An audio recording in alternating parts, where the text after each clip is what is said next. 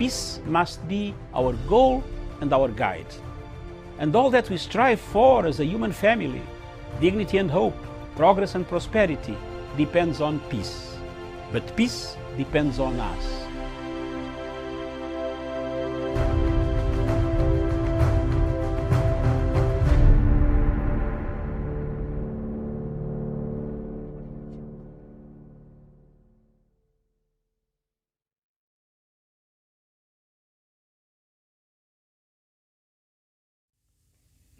Good morning, viewers. Thank you very much for watching the legacy trend from the Political Command Center of Punchline Africa Television, miles and miles away from the general headquarters in Nairobi. Thank you very much. Good morning, Kenya. Good morning, Africa. Good morning, the world. And good morning also to my viewers, wherever you are in the world. Thank you very much, our viewers. Wherever you are, thank you very much. In Malindi. Yes, good morning, Dr. Matsanga. Good morning, Karen Joseph. Thank you very much, Karen Joseph. The weather in Malindi seems to be superb, and you seem to be in the mood today of relaxation down there in Malindi. Thank you very much. Mine is not very good. I'm falling from one part to one part, but it all will be okay. Thank you very much, Karen Joseph in Malindi, Kenya, the East African coast on the Indian Ocean. Across. Thank you. Yes, go ahead. Finish. Thank you, Daktari, and it shall be well. Whatever it is you're going through shall pass. Shall pass. How is the weather passing you down there before I come to Professor? Yes, it's been very sunny from yesterday, and it is still very sunny. Right now, it's around 10:30 here, and I believe it's 10:30 everywhere. And we have the temperature here at around 27 degrees Celsius, and it shall be constant 27 degrees Celsius from 10 to around till 11. And then we'll have it at 28 degrees Celsius from noon to 1 p.m. And then we'll have it at 29 degrees Celsius around 2 p.m. And then it will be at 28 degrees Celsius from 3 p.m. to 4 p.m. And then at 5 p.m. it will be 27 degrees Celsius. And we'll have the sun setting here at Malindi at exactly 6:17 p.m. And it will be at 26 degrees Celsius. At around 7 p.m. it will be cloudy. So that's the weather for today from Malindi, Dr. Thank you very much in Malindi and across in Nairobi. Thank you very much, Dr. Onyari. Are you wearing mask in Nairobi? Is your mask nearby or people have taken off the mask? Mine is intact. Wherever you are, there is a second wave that is coming, and Miriam will tell us about this second wave. Although politicians in Kenya are telling us there is nothing, then why were you bringing Magufuli? This is it. I am wearing mine, and I will keep mine. I will accept the President Uhuru Kenyatta's advice for us who are above 58, we should be very far from this thing and keep quiet. And we are taking precaution in Europe. Wherever we are in Europe, it is coming back, the second wave. And you know why it is coming back. We are heading towards the summer. The summer is getting it's getting finished. And then the cold is coming back. We are heading towards spring, then we go to winter. And which is very, very good. That is why predictions in Europe seem to be coming that the second wave, even in China itself, they have already predicted another wave coming. So in Kenya, I think our politicians, Professor Onyari, it is a sad day for us. Thank you very much. Over to you, Professor. Say something to. Good morning, Dr. Masanga, our panelists, and the rest of the viewers from the world. The microphone. Yeah. Thank you very much. Professor, I got cut off there. I'm not in a very serious, today it's very bad. I had over this topic to Miriam in the studio. Miriam, you look fabulous, fantastic. Thank you. Elegant. Thank you. What words can I say? I will always torture you with these words, but say it is not torturing. It's part of journalism. Thank you. And if we speak when we are all annoyed to each other, she is a teacher. She will tell you, if you teach students without making them to laugh a bit, they can one day wake up and beat you up and chase you out of the classroom. So at times you bring in some sense of humor. And Miriam, I believe you will understand my sense of humor. Good morning, Miriam. Ogutu. Yes, indeed, Doctor. Very good morning to you, and Pauli, for the struggles you're having this morning with the signal there. But you know, it's a good day, bright and sunny. The sun seems to be back in Nairobi, so we're enjoying it.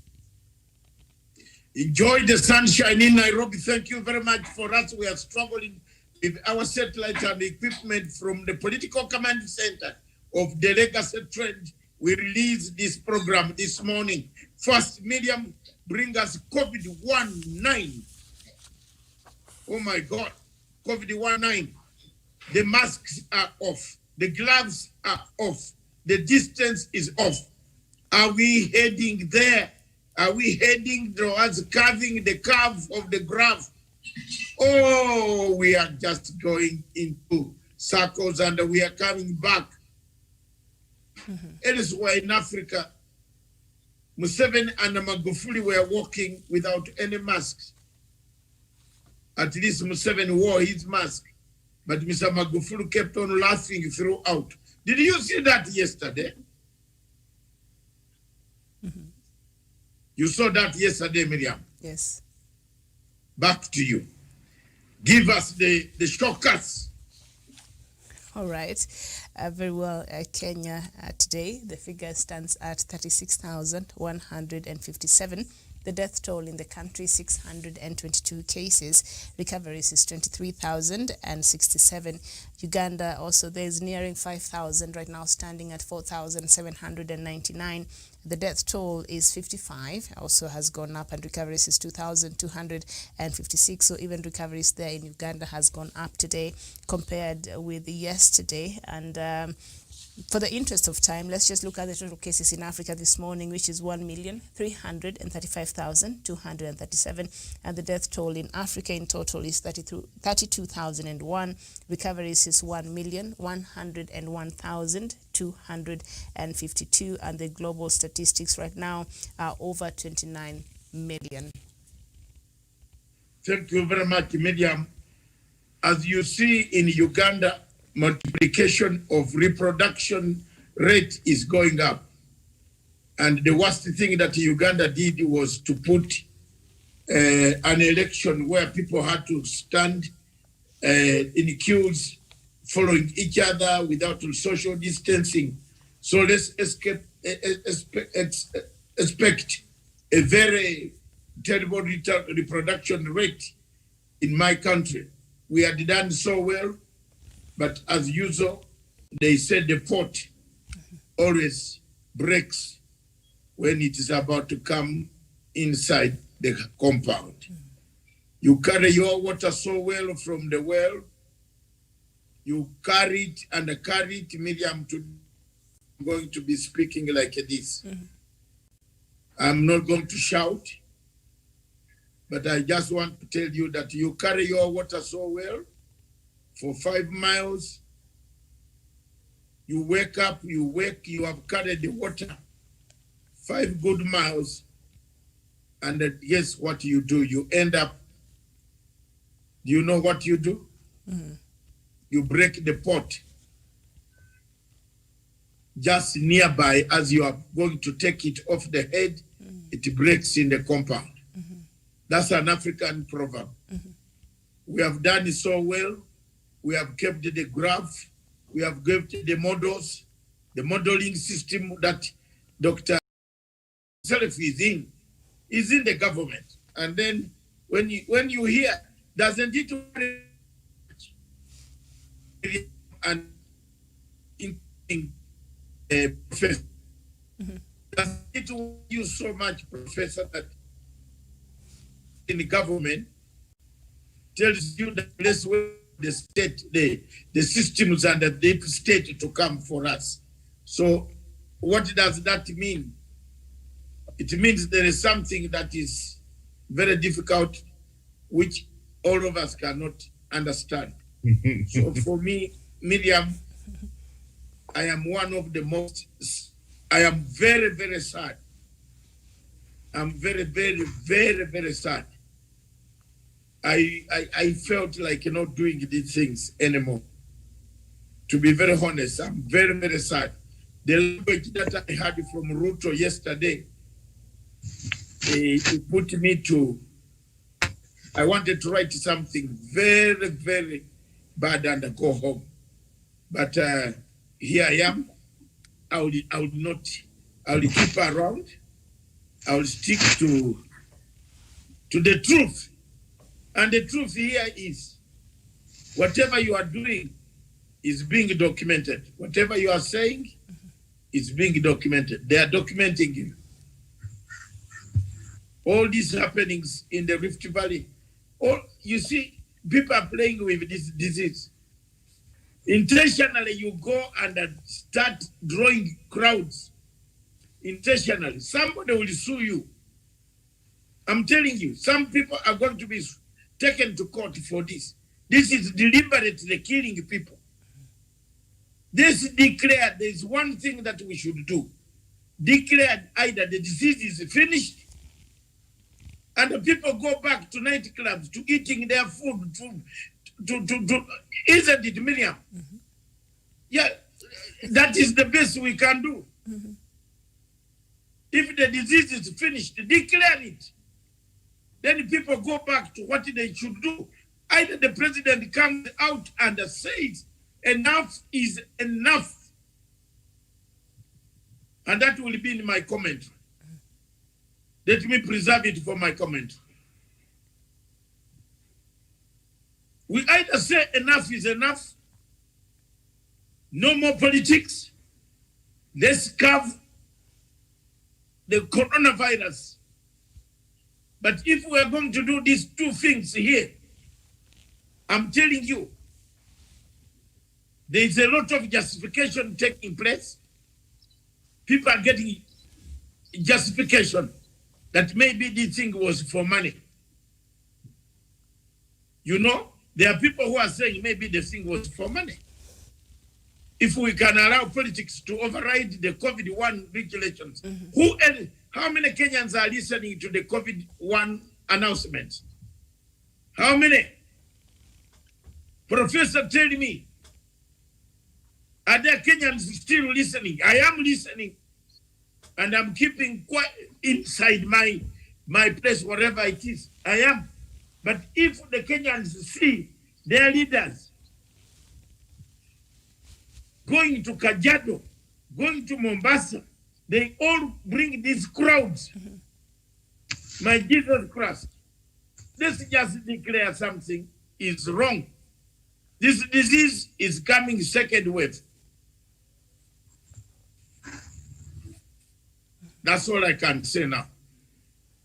Indeed, and I think it's a worry. Yesterday when we were watching the crowds at Mombasa there, when Raila Odinga had a rally there, and also Deputy President William Ruto, I think every Kenyan has a right to be concerned this morning because, Doctor, that analogy there and the African proverb you've given, you carry the water all the way from the stream, you come back, and when you're just about to put it down and use it, it breaks at the door. I think that is where we are right now because we had made a lot of the Ministry of Health and the government of Kenya had really tried to get COVID-19 under control, and just a couple of days ago, we saw the numbers going down and we were happy. I don't know why our politicians, and this is just all of them who have been careless and irresponsible in this regard, or why is it they can't just wait? They can't just be patient just a little bit longer, a couple of weeks, and then we see everything, the curve maybe will flatten, and then we can come back to our lives as normal, because what they're doing right now, Doctor, will rubbish all the gains that we've made as a country. Professor, I don't know what you have to say to that. Miriam, COVID-19 is not a respecter of persons. Did you see? It started with the Prime Minister of United Kingdom. Did you see it attacking the Prince William, Prince Charles? So what am I trying to say, Miriam? If the political leaders in this country, they think that COVID-19 is for some other people, God is in heaven and watching. People who disobey, people who divide, there are consequences for it. Miriam, let me ask yourself as you are saying, what is the hurry for? We have got more than 23 months to go for a general election. Even if you were to do that campaign of what help would it give you, because the elections are not tomorrow. And in fact, Miriam, it is high time that we patch the bullets. Those who want to go to do politics of 2022, please give us time so that we take this country forward. Even the PPI, the people are trying to oppose Miriam. The report is not yet out. So it is reckless on the part of the deputy president to be going around getting the crowds and saying that God is with him. God gives rain, sunshine to both sinners and those who are not sinners. And remember, Miriam, when the devil was tempting Jesus Christ, he was quoting the Bible and very eloquent. So let him just spare us. If he's not going to support his boss, the president, remember what you do to others will be done to you, Miriam, if he becomes the president. And it's not the kind of person who thinks can be done this way and then the country remain the same. So Miriam, I can have it, you can have it. And I'm telling you, Miriam, Dr. Masanga never lie. People will be sued in international court against crimes of humanity. They are violating. Regulations have been given and they're just, what is the justification of the meetings that they're having? And you tell us, Miriam, that you want to empower young people and women, and you have been in that same government for 8 years. What have you done? So, Miriam, on this, we can joke on other things, but when it comes to the health of Kenyans, I can't support and I can't. Then why were we arresting Marara? Others are more equal. So the government should come out forward and say, okay, COVID-19 is over. And if it is not over, those people who are violating the regulations, Miriam, fairness demands that they should be arrested and be charged before court of law. Mm-hmm. Right, thank you. Thank you so much. Jevan. Thank you very much. Mm-hmm. Good morning. A very good morning to you. What we've been and, seeing yes. on COVID-19. Go ahead. Yes. Go ahead. Go ahead. Oh, okay. Thank you very much for this opportunity. Yeah. Say this COVID-19 is a disease that is ravaging lives. It's a disease that it does not care, as Professor is saying. It does not matter where you come from. It does not matter whether you are dynasty or you are a hustler. It will finish us. And there is no need for politicians to run for these things as if an election is coming next week. Election is 23 months from now. Therefore, they should relax. They should wait a bit. These things to go over the COVID-19 issue, so that when they go to look for these votes, they will be satisfied that they will have a public to rule, because there's no need to go to the second phase of this disease. When these voters die, who will vote for you? Who will you rule? Therefore, they should at least hold their horses. They should restrain themselves and wait until the President of the Republic of Kenya, His Excellency President Uhuru Kenyatta, declares this country COVID-free. That's the time we'll have all these things done. And there's no hurry. In fact, let me ask you a question, and the rest of the panelists. If these politicians are given all the votes now, what will they do without votes? They'll do nothing because we have a sitting president. Thank you. All right, thank you so much. Karen there from Mombasa. We saw Raila also had another rally there in Mombasa. Ruto had another one where he had it yesterday. I mean, this is not very good. This will negate all the gains that we've made in the fight against COVID-19. I agree with you. I think it's too early for us to lay down our guard, Miriam. We are underestimating the impact of the virus, and we have it's time for us to set priorities, whether we are leaders or common Kenyans, and our priority, our health comes first. So the rest can wait. We do not have to rush. Now we can, if we do the rushing, fine, and the voters are exposed to the virus. So whom will they vote for? Who will, it will just spoil the whole thing, because you expect people to vote for you, but if they are not present, if they are gone, then we will have done nothing. So I think we've laid our guard down too fast. We should have waited. All right, very well. And of course, yesterday in the news, we saw some news coming from Doctor. I don't know if it was Molo there, where there was some skirmishes that were reported over two warring tribes there. And that's why we have to keep talking. That's why we have to keep calling out some of these things before they get out of hand. Doctor, what do you make of that? Because these are things we talk about here every day, the carelessness of our leaders, because they do that for political mileage. But at the end of the day, their supporters are able to take these things very literal, and they get to do things that might be out of order. So yesterday we saw there, of course, the news, they did not specify which tribes, because I think for the interest of unity and all that. But we have to keep speaking on these things, Doctor. Miriam, just as the Karanja and the Professor and Karen have said, I agree with the sentiments of what they have expressed. I like the word that Karen has used. Lower our guard. Lower our guard. Very, very, very important word of lowering the guard. If you lower the guard now, you are finished. Do we want to finish each other? Whom will you lead tomorrow?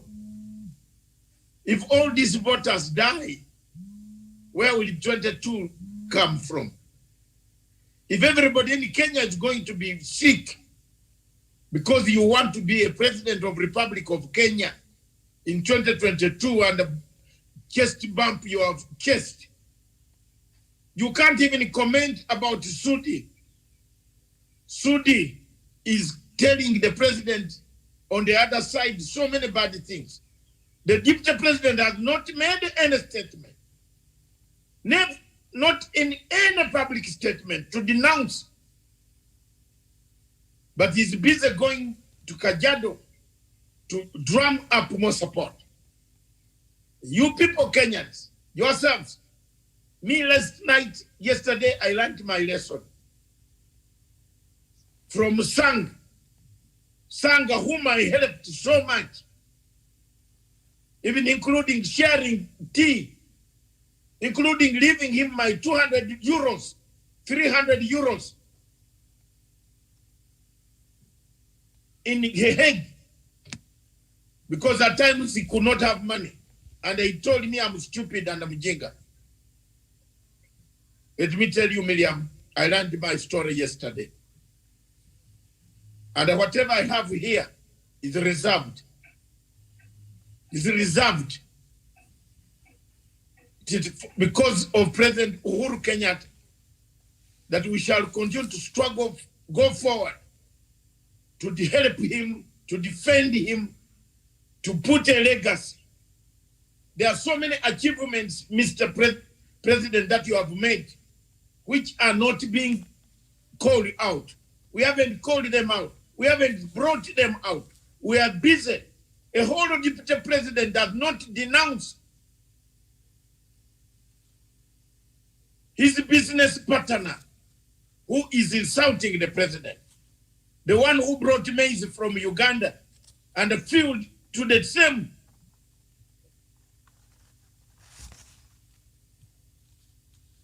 and filled the granaries of Kenyan so that the Kenyan farmer cannot. This is the one that they go and defend. When you look at the scenario of all these events, someone is well organized, tailored. They are tailored events. While these things are happening, you continue insulting the president. These guys have come out. Look at the woman rape of UG. What she's telling us. That she's a special lawyer who can only see through this national cohesion law that there is nothing.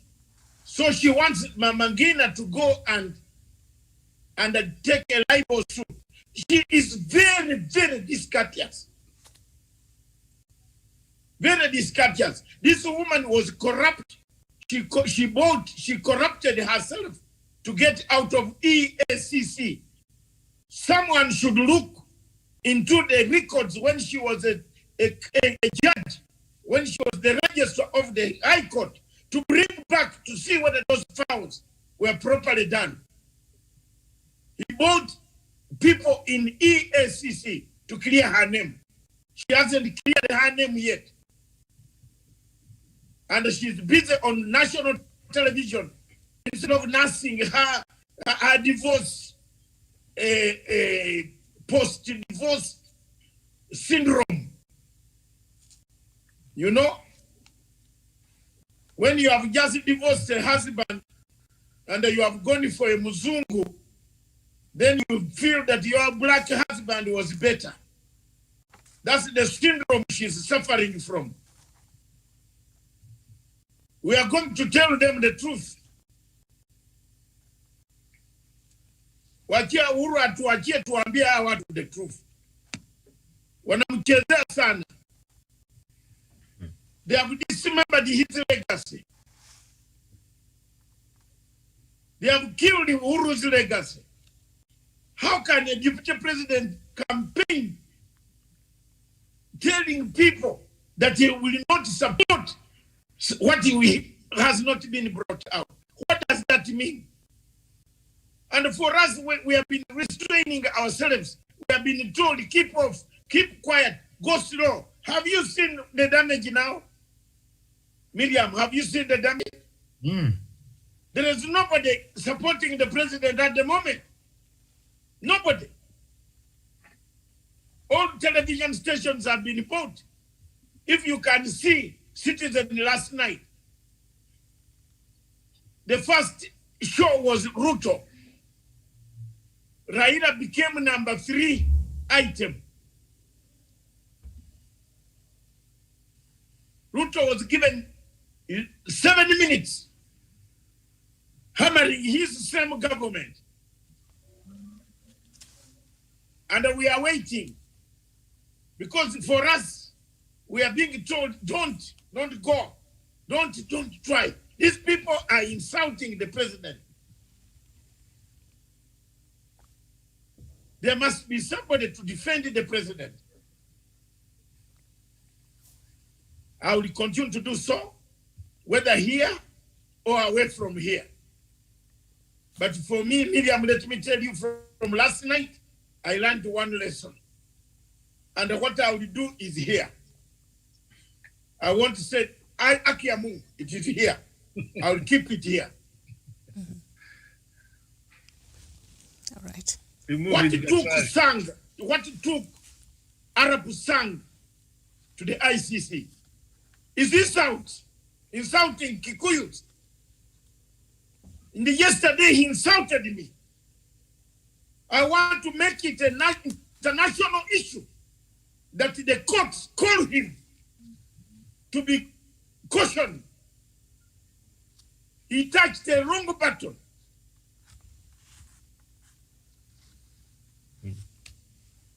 He touched the wrong button, Miriam. He was cautioned by the court never to go back to insult people. He's on Facebook insulting people. It's the same behavior that he did in 2007. And the people are watching him on the Facebook, insulting people, calling people names, idiot, what, mjinga, foolish, wakikuyu, nini. He's doing it now. So I want to go back and ask the court for him to look for a visa. Me, I will not look for a visa. Hey, I will not look for a visa. Where I sang, you touched the wrong button. Wallahi ya Mungu. Prepare. You touched the wrong button until you come to apologize to me.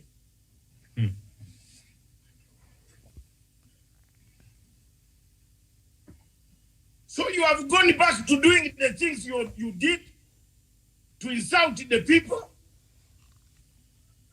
Who has employed you in a new media? Again, you are using the new media to insult people.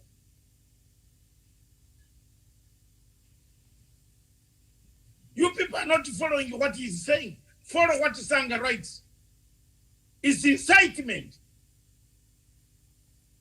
He's busy at encouraging Wakina Sudi to insult Uhuru Kenyatta.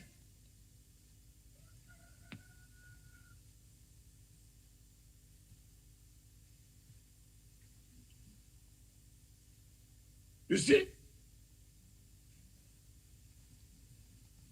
So, if these things don't stop, the legacy is not there. We've lost it. We have to catch now, decide.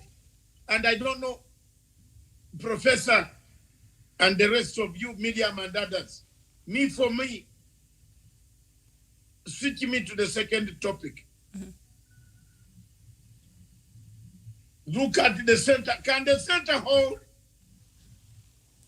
The second topic ties up with the first topic. Yes. Can the center hold? COVID-19, are we dead now? We are dead. Let's count ourselves. If there was a way in African culture to prepare a grave, we would prepare our graves. These guys have gone. You imagine the conditions that people were in Kajiado. People even not social distancing. This guy, there is something which I am looking at, a syndrome. First of all, switch us to this second topic. We have started, because Doctor. Go ahead. When let's leave it. When it comes to the second topic, I will tell you. You know, we might be dealing with muddy people who have side effects of a drug. Me, I'm telling Kenyans, we have a problem here.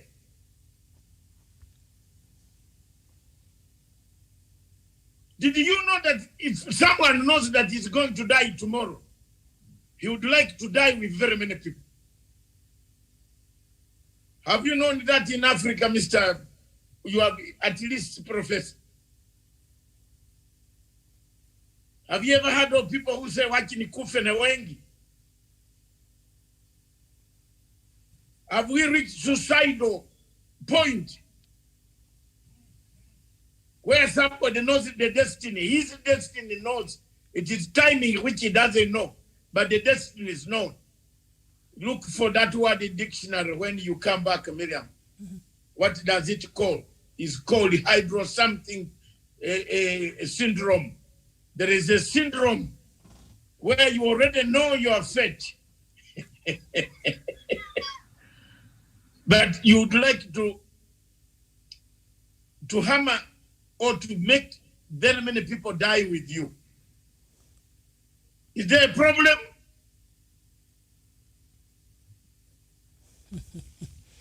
You see, when the professor said Boris Johnson, when he went to hospital, the whole world knew. Is there an African leader who goes to a hospital and the easy consequence, you know?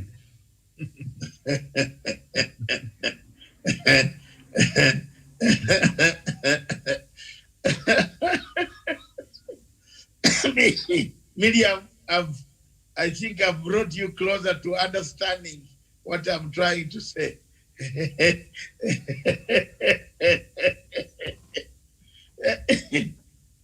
You know, we might be dealing with leaders who know already their fate. And this lady, Karen, wherever she is, I can't see her. She's there. I don't know whether Karen is there or not. She's there. But I can't see her. Karen Joseph, you are a teacher and we want to know this disease. A disease where you want to die with very many people when you know your fate. When you know diminishing returns. In economics it's called diminishing returns. But in medicine, Karen, switch on the phone, mute, unmute. We can hear her. But she has not unmuted. Me, I can't hear. Okay. Karen?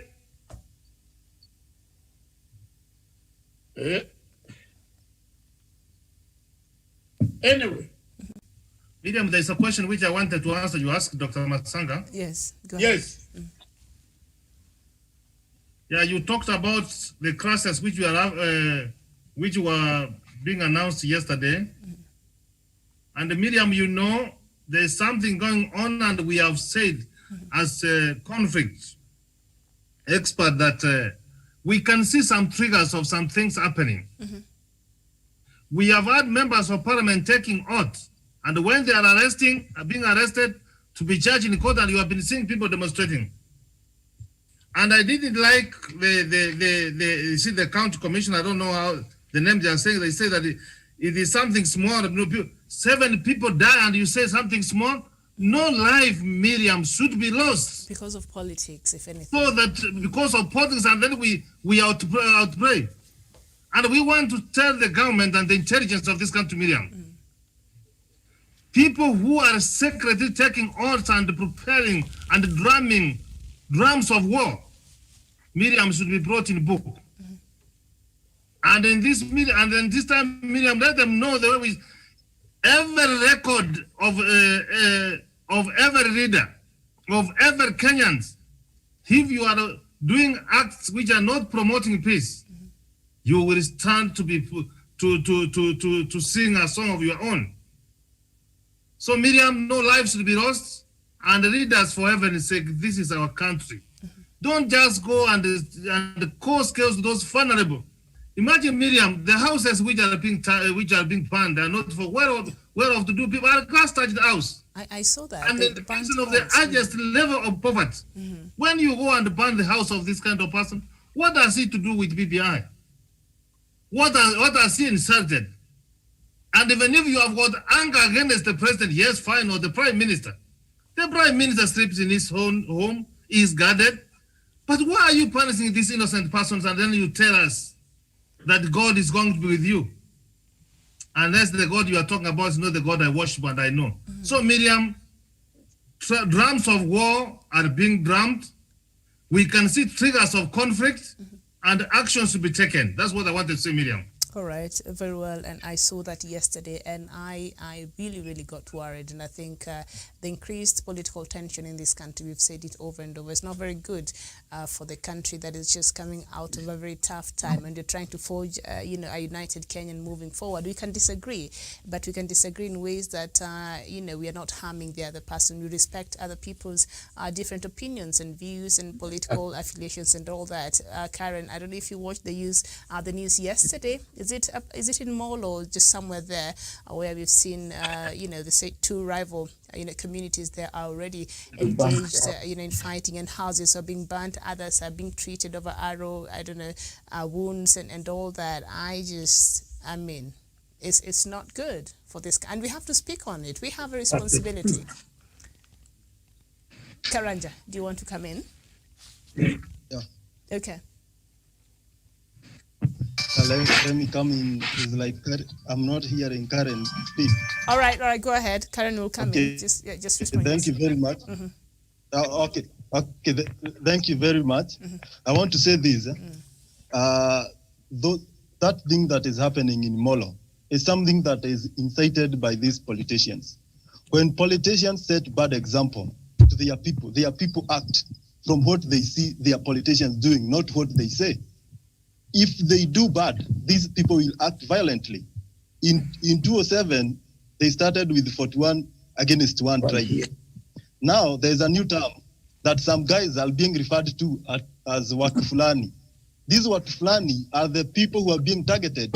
And there's a hashtag that is trending in Facebook, where the MP for Nyeri Town, Gujiru Wambogo, is asking, who are these Watufulani who are being subjected to all these man of shenanigans? Mm-hmm. Yeah, these Watufulani are the people who are being targeted.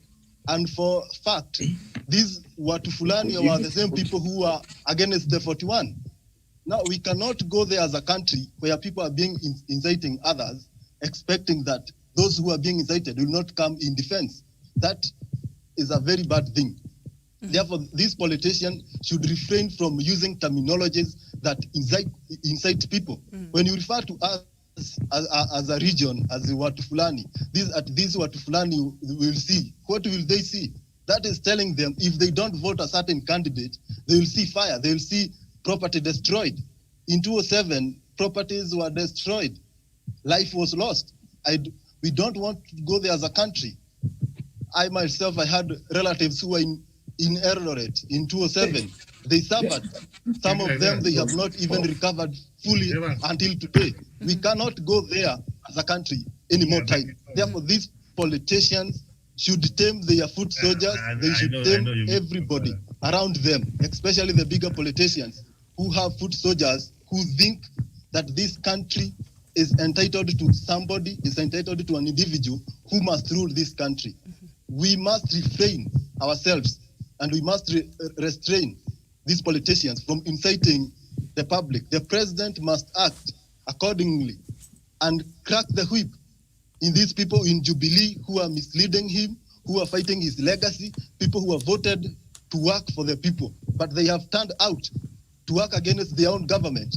If they're tiring in working in Jubilee government, they should ship out and look for an alternative route to hustle outside the Jubilee government. They cannot be hustling inside their own government, then they go out there inciting people against Watufulani. The same Watufulani went on streets when Mama Ngina and the Kenyatta family was abused, was insulted. Therefore, they should know that this country, we are not ready to go that direction. Mm-hmm. We knew what happened in 2007. People were taken to Hague. But today, as Dr. is saying, the same people are in Facebook inciting and insulting others, calling others names. Therefore, they didn't learn a lesson enough. I think this time round, the ICC should come. Some people should be life imprisoned there so that they teach and they be an example to people who want to go that route any time in history. Therefore, these people should be tamed. They should organize themselves and they preach peace. We know this country, the two tribes that are on warriors are Kalenjins and Kikuyu. The factor is land. That when you go in Molo and incite them, in matters land, these people will react. Therefore, these people, as Uhuru Kenyatta came together with William Ruto in 2013, they should also come together this time round.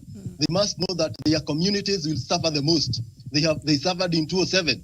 And in fact, we didn't have a presidential candidate. We should not go there any more time. Thank you very much. All Miriam. right. Okay, Jev and Karen. I was avoiding to name the tribes there, but there you go, Daniel. I see that you've joined us. Good morning.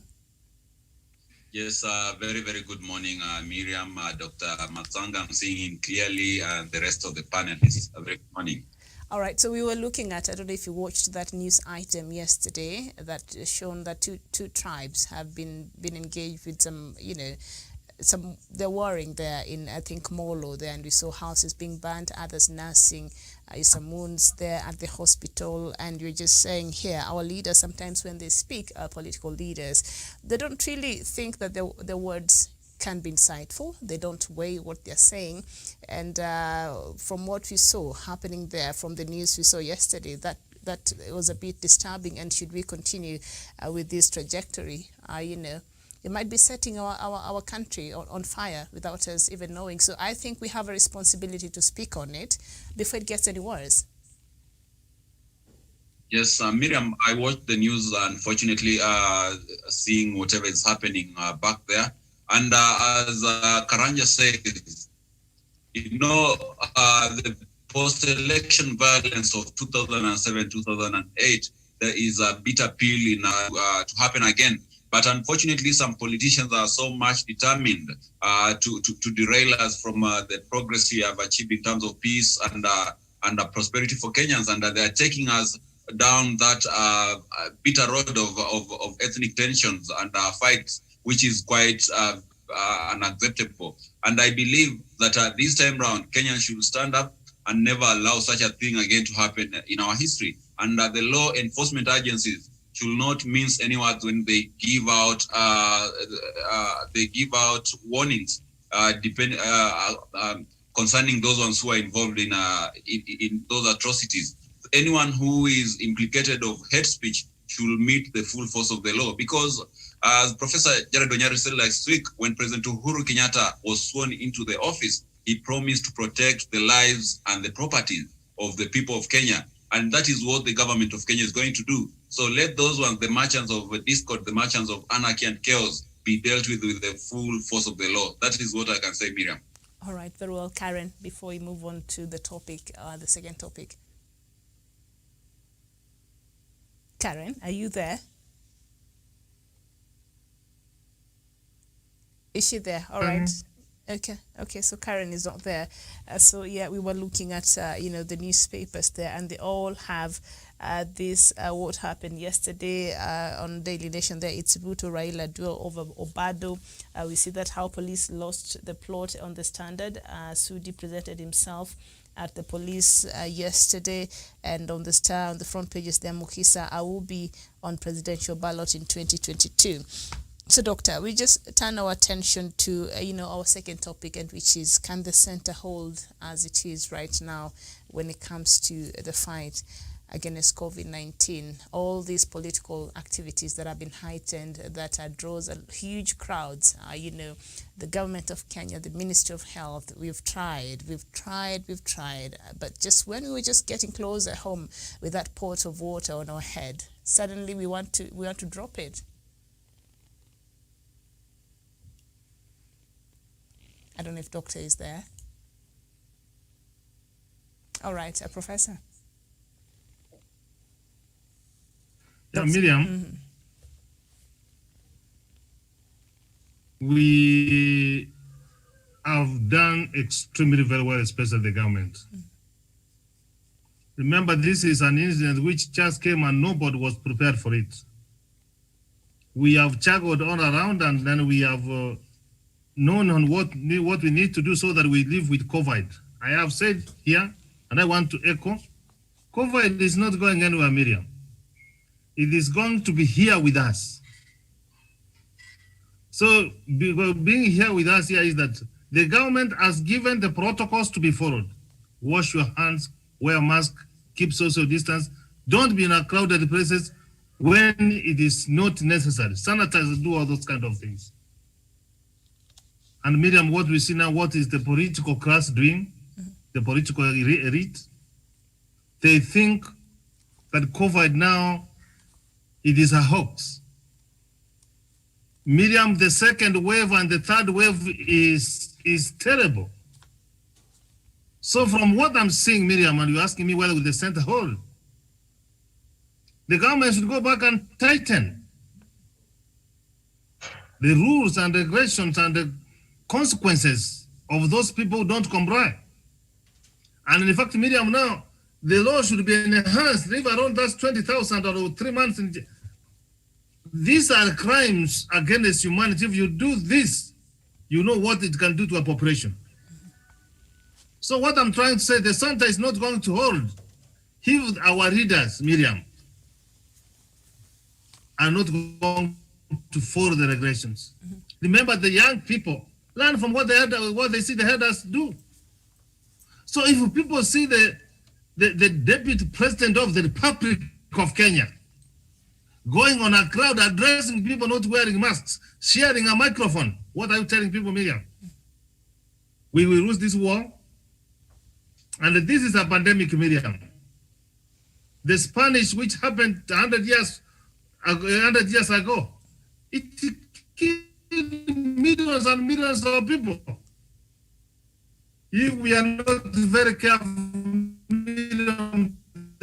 the center is not going to hold, and this COVID may wipe out the leaders and the people to rule. So, Miriam, let us strictly be with the government, be with the president, so that we can be able to fight this pandemic. All right, so Karen, I see that you're back. Looking at the events that we've been seeing, the heightened political activities and the rallies now. And I read here on the front pages of the Daily Nation somewhere on the side there that says BBI wiper hits the ground running. Kalonzo Musyoka party set to meet its coordinators drawn from 47 counties to schedule meetings in support of Building Bridges initiative. So we see that, and we see a lot of political rallies now going on. I mean, is it so difficult for us to just hold it together for the next few weeks until it is safe to actually go out and engage in a huge crowd? Karen? Yes, Miriam, thank you. I'm so sorry, I apologize. I'm having a technical difficulty here. But I don't know why it's so difficult for them to hold their horses. And it is this impatience that will cost us if you're not careful. The cost that will come out of this impatience we see around with our leaders and people around, it's going to cost us. So I think these rallies can be put to hold. They can wait. What we're handling right now is bigger than the rallies and all of that. So for the sake of the many lives that are at risk out there, we should just hold it for now. And I don't know why we have this impatience. I don't get it.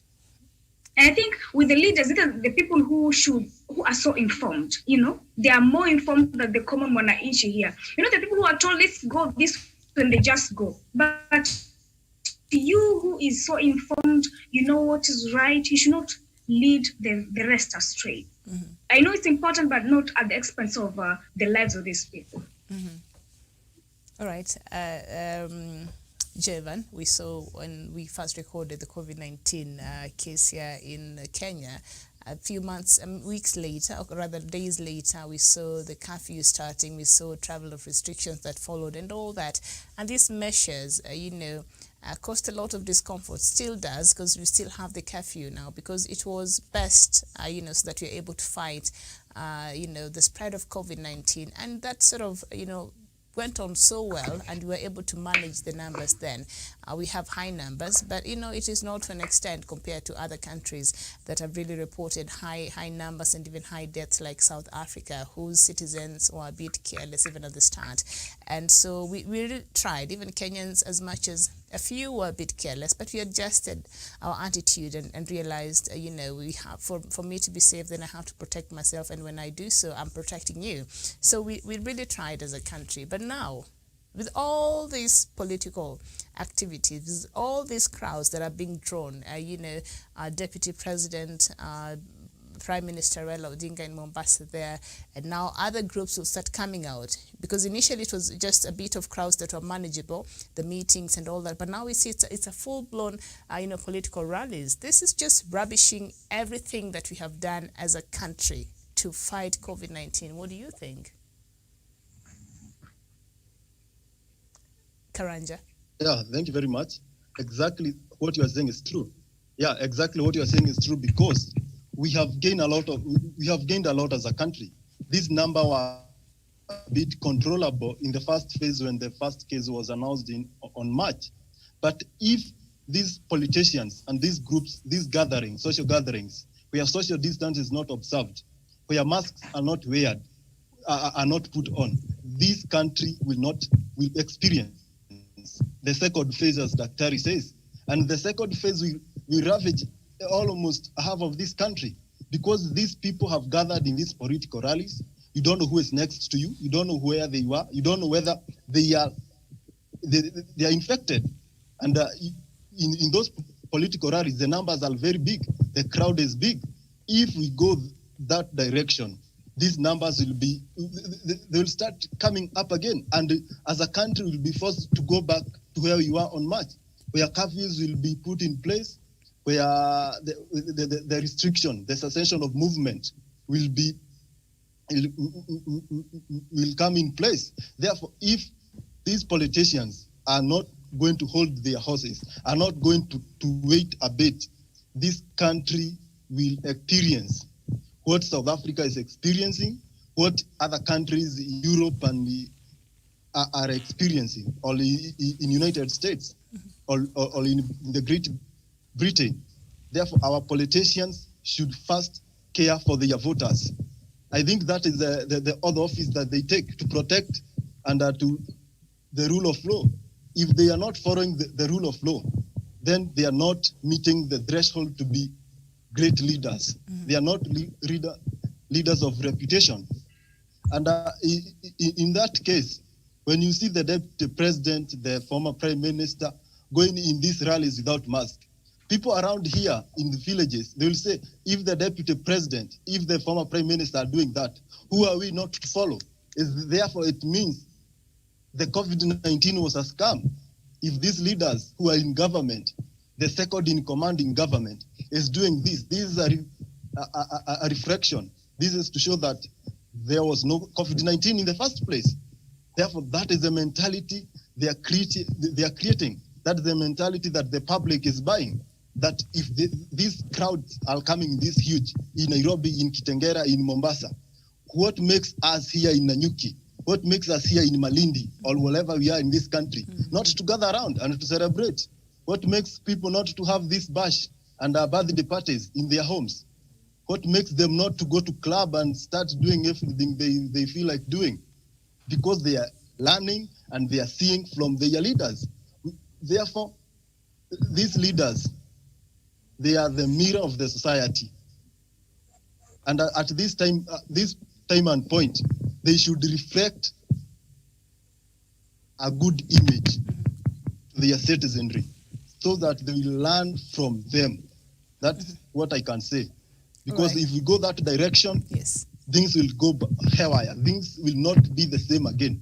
And I pray God that we don't go there. Because we need this country. We need to experience greatness in this country. President Uhuru Kenyatta needs to finish his legacy so that this country will be a bit developed. That should be the aim and of all leaders, especially those who are in Jubilee government. They should help the president accomplish his campaign agenda, what he promised to Kenyans. And I thank God President Kenyatta now, he is doing alone with his cabinet. He is doing a lot, and we are seeing development all around.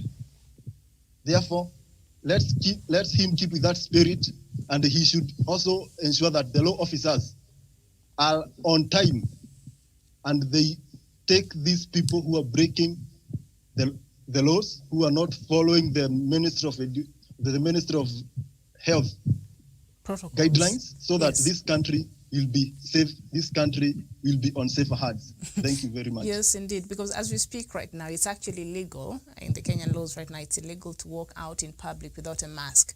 That has not been lifted, so I don't know why our leaders are doing that, setting a very bad example. Actually, I'm quite disappointed. We saw countries like Brazil, whose leader did not care much about COVID-19. He ended up getting the COVID-19. I think he felt better. Boris Johnson there in the UK also suffered. He also had this very careless attitude.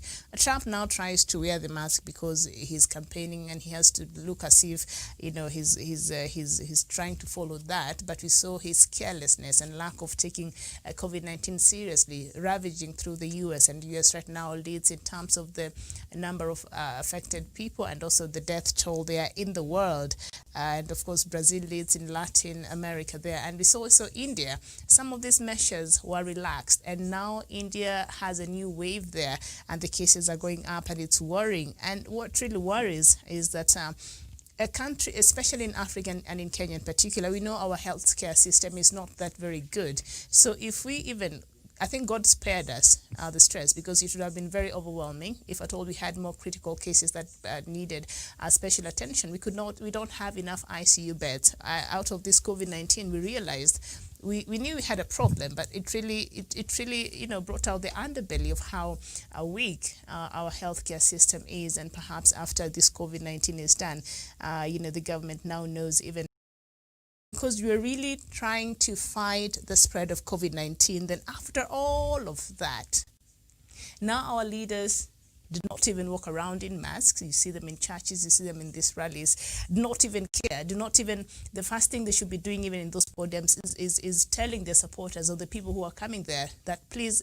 do you have your mask on? I don't even see them doing that. I mean, are you disappointed? Yes, Miriam, of course, it's very disappointing, and it poses a risk to the millions of people and also the thousands that they address in those rallies. But also, I'd like to put perspective on this, how politicians have been perceiving these regulations. For example, the deputy president, he has never been compliant to the measures that have been given there by the Ministry of Health, or neither by the World Health Organization. He has been meeting people at his current home. At some point, we have even seen him embracing children, young children who are very vulnerable, close to himself.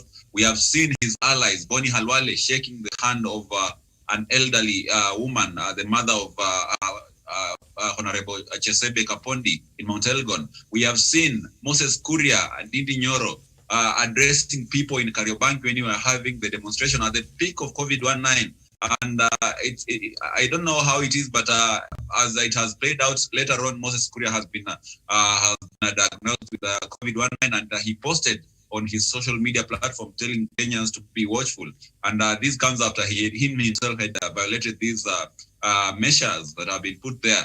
So to me, I think our leaders are the biggest impediment to what the government is trying to do. And it's very unfortunate that in the course of them disobeying the measures and the laws of the government, they go ahead to risk the life of millions of Kenyans who they expect to be the electorate. So from my perspective, I think it's quite unfortunate, and we have to call a spade, not a big spoon.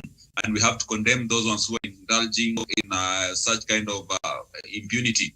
And of course, Miriam, the government it's not illegal to meet people, but the government has put there the numbers, the maximum number of people you can meet, and the measures you can put in place so that your meeting abides by the law. It operates within the precincts of the law. So let them, if they want to meet the people, let them adhere to those simple rules, and then no one will have trouble with them. But otherwise, going into the realms of impunity and addressing masses in markets and whatever we saw in Kisii last week, it's very unfortunate, Miriam. All right, very well. So we know, as I said there earlier, these laws are there. Right now, it's illegal to walk out in public without your mask. It's against the protocols that have been put in place to have a big crowd for whatever reason. That's why our schools are closed. That's why even my own church, we've not opened. The Baptist churches, they refuse to reopen until everything is cleared up. So I miss going there, and a lot of other Kenyans' lives which have been disrupted. And we were hoping that we can get rid of COVID-19, we can get it under control, and then we can resume our lives. That was just a few discomforts and sacrifices we realized we had to make if at all we needed to get rid of COVID-19. But after all of that, you see what is happening here around, and we know it is illegal. It is against the government's protocol. In fact, they're supposed to be arrested. Why do you think the law enforcers have been reluctant in enforcing this? Doctor, I'm told you're back. Yeah, it's coming back. Miriam, what should be done is this. If any leader you are addressing people and they are not wearing masks, I'm back. they should be held responsible. In fact, if that regulation is not there, they should move forward and enact. If you are a leader, you are having a meeting, we have said the meeting can be up to 100 people, but we are seeing people having mammoth of people in their rallies. If people are not wearing masks, you will be charged. And this one will deter some of these leaders from engaging the public when we are in the middle of the pandemic, Miriam. And Miriam, the message which is being said, Miriam, here is this: that COVID-19 is a myth. It is not. Miriam, are you there? Yes, I can hear you. It is not a myth. Yeah, it is a reality. It's not a myth, but people are taking it just casual that it is not there. This thing, man, it kills. And what we need to do, Miriam, why can't we learn from other countries like China, what they have managed to do? Oh, and the Kenyans should have community engagement. Community engagement means that Kenyans must be able to take responsibility of their lives. If someone is bringing people to have a rally in your area and you allow that one, he will go and they will leave COVID there. There must be community solidarity to each other, Miriam. And Miriam, the wearing of the mask is not, it should be mandatory. And the Kenyans should be able to remind someone, where is your mask? Why are you not wearing your mask? We will not have enough police in this country to police around. And you know, Kenyans, the mentality they are having, they wear because of police.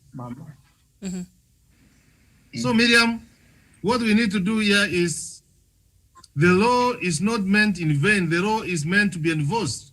And those who do not comply with the law should be charged in a court of law and be able to be punished and learn from them, Miriam. All right, Doctor, you're back. I've been back. Yes. And I've been listening to everybody. Yes. So this I don't know why competition I'm to not act with hearing. impunity. Yes. I'm not hearing Karen properly. When Karen is offline, She's there. Now, yes, I can see you, Karen. Now, With my the purpose, I think there's a problem with her line. I think a signal problem, but you know, she's managing. Yes. Okay. Yes. I am back. The purpose of this topic today, all of you have been looking at it in one angle. I want to bring you why I brought, the editorial brought this.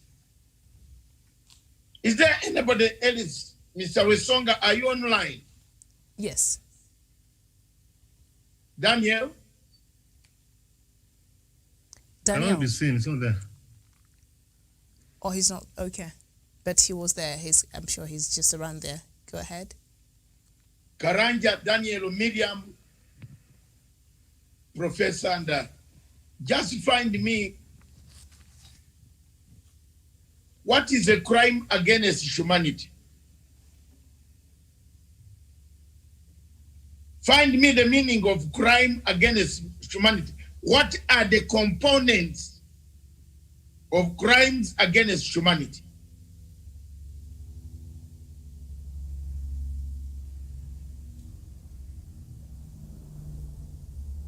Once you find that, then now take a pen under your ears.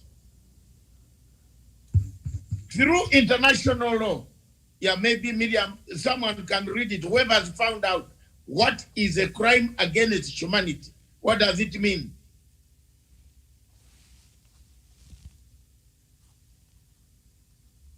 So that our viewers can understand. Miriam, you got it?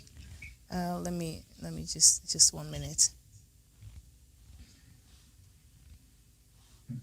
I have the meaning, but I want it to come from you people. Because our television is also communicative, it's educative. Yes, I it think I have it. Yes, go ahead. All right, so crimes against humanity are certain acts that are purposely committed as part of a widespread systematic attack directed against any civilians in time of war or peace. The first prosecution for crimes against humanity, of course, took place at the Nuremberg trials, but they're saying acts that are purposely committed as part of a widespread or systematic attack. During war or peace? Have you seen that word there? Yes, but they're purposely committed. Yes, and no, during war or peace. Or peace. That is the word I wanted you to capture. Okay. Let's be very careful here.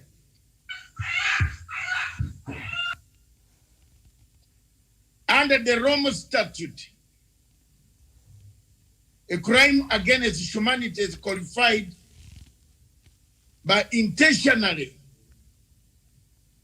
knowingly, purposely. Have I used the proper words? Intentionally, knowingly, purposely, through design, negligence,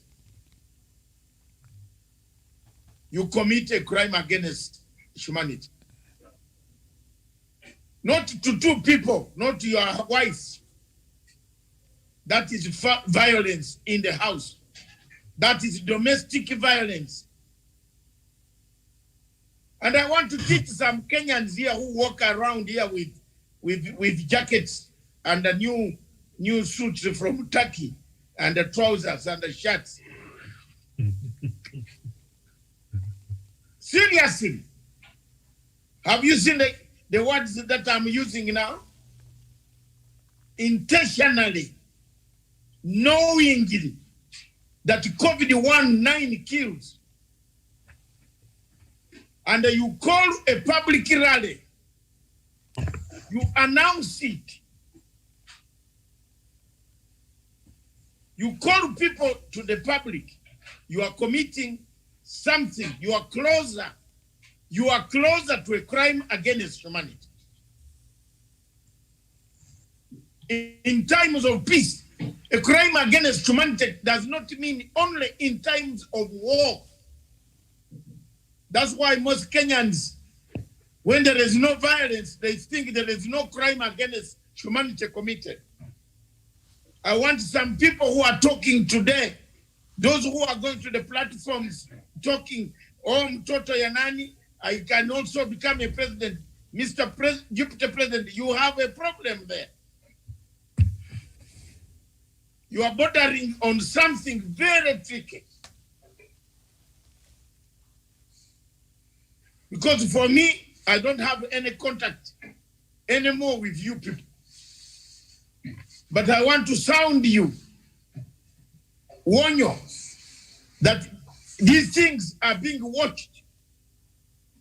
It doesn't take a stupid Kenyan, call it a stupid Kenyan will take a move one morning and take all these photographs where people are being called without masks. I swear you'll rumble it. I'm not telling a lie. Ask your lawyers. Karim Khan is available. Ask him. We are soon going to a very dangerous situation. This is a catastrophe, well known. The World Health Organization has sounded very serious warning. It has put up information. It has not declared this COVID-19 finished. You are calling the people to come.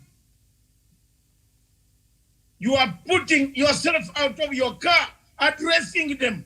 You are flying from your home of origin, of habitancy. Look at international law properly. Habitancy.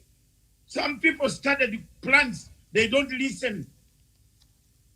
Habitant, where you are residing, and you are flying to go miles away, not to stop, not to educate people about the disease called COVID-19. You are going there to address them, to tell them to even remove their masks.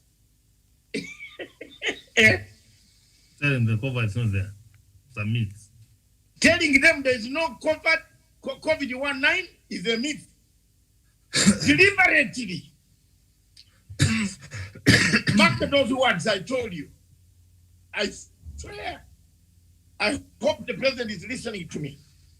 Let him come out and stop this mess.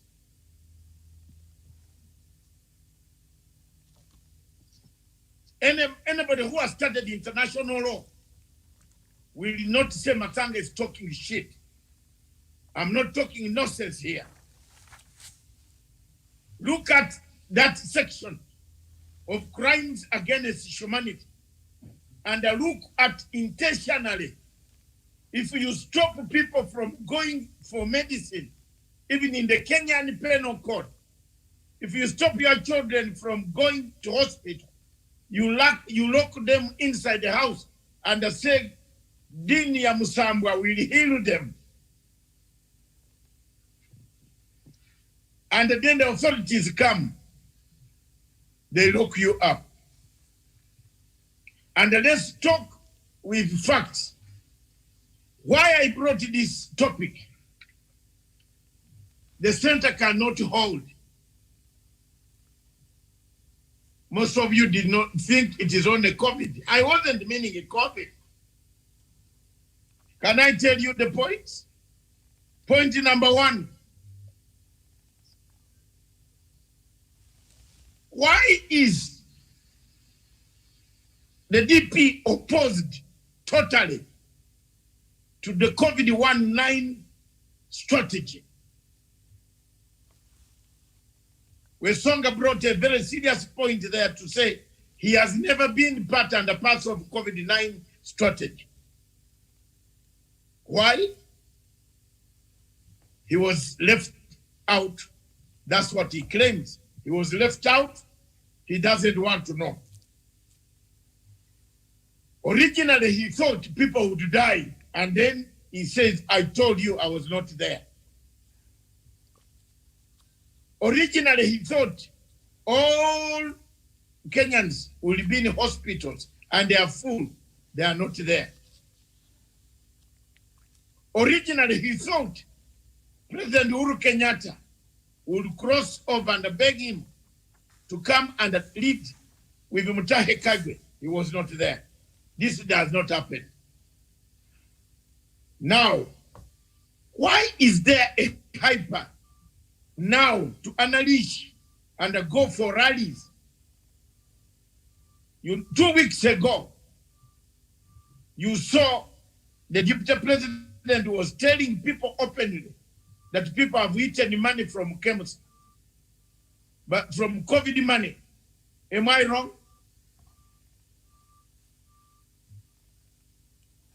If we are not talking, let's close it then. We're listening. I am not, I don't know. All right.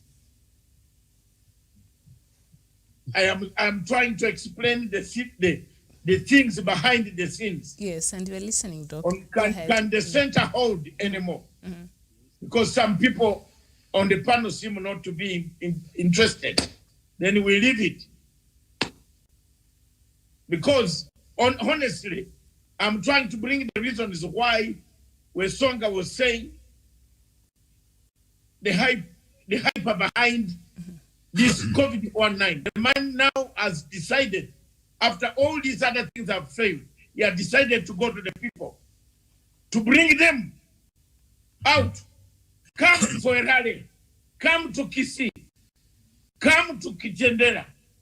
Tomorrow he's going to be somewhere else. Come, because you did not die. Because you did not die. I am now reasoning. I'm using the brain that awarded me a PhD. Because you did not die. Come out now and quickly get this disease. In order for me to use this disease to tell people that I told you, they ate the money. Now they did not bring the medicine in Kemsa. They went and supplied themselves in Kemsa. And now you see people are dying. That's the strategy he's using. Because I'm not in the government. Because Uhuru Kenyatta put me aside. I am not involved. But he doesn't know, he has forgotten that yesterday and the other day he called people without masks. That's a crime against humanity. Niwaambia nyenye. I told you, this guy who is doing his face like this, he knows this thing is painful. The professor here, he knows. There is another way of professor accepting that this is a serious point. I've been with him for a long time. He does his face. It's a point has entered. The professor, you know that is a law against humanity. It's a crime. It's a very serious crime. You go out and call people when the government has said wear masks, and you go out and tell people defiantly not to wear masks, and you address them, and you are head of state, Jupiter head of state. What have you done? You are committing a crime against the innocent, ignorant people. It was who brought the point here? It was Karen. Karen brought a point of ignorant the citizens and Mr. Daniel.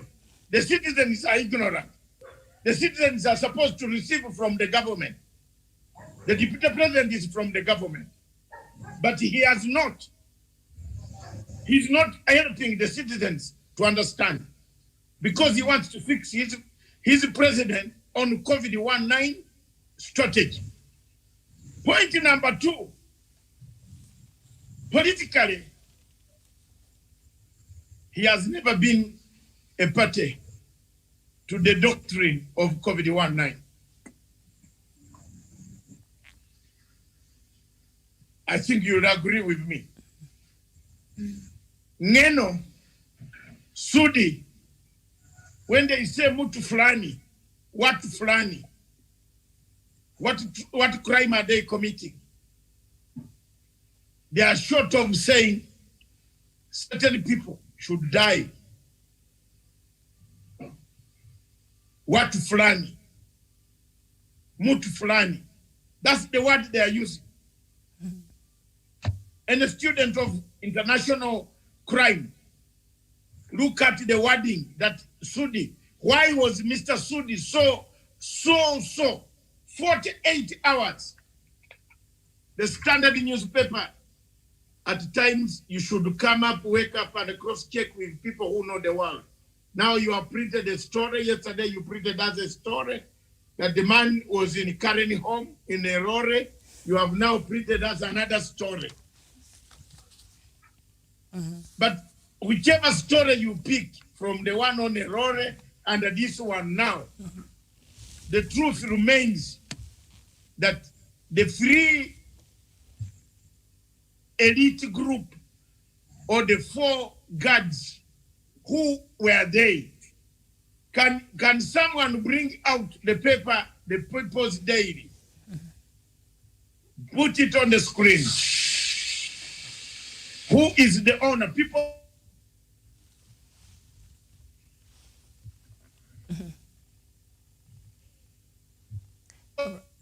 All right, we seem to be having a problem there with Doc's signal. I hope he can. Daily is there. Yes. People's Daily.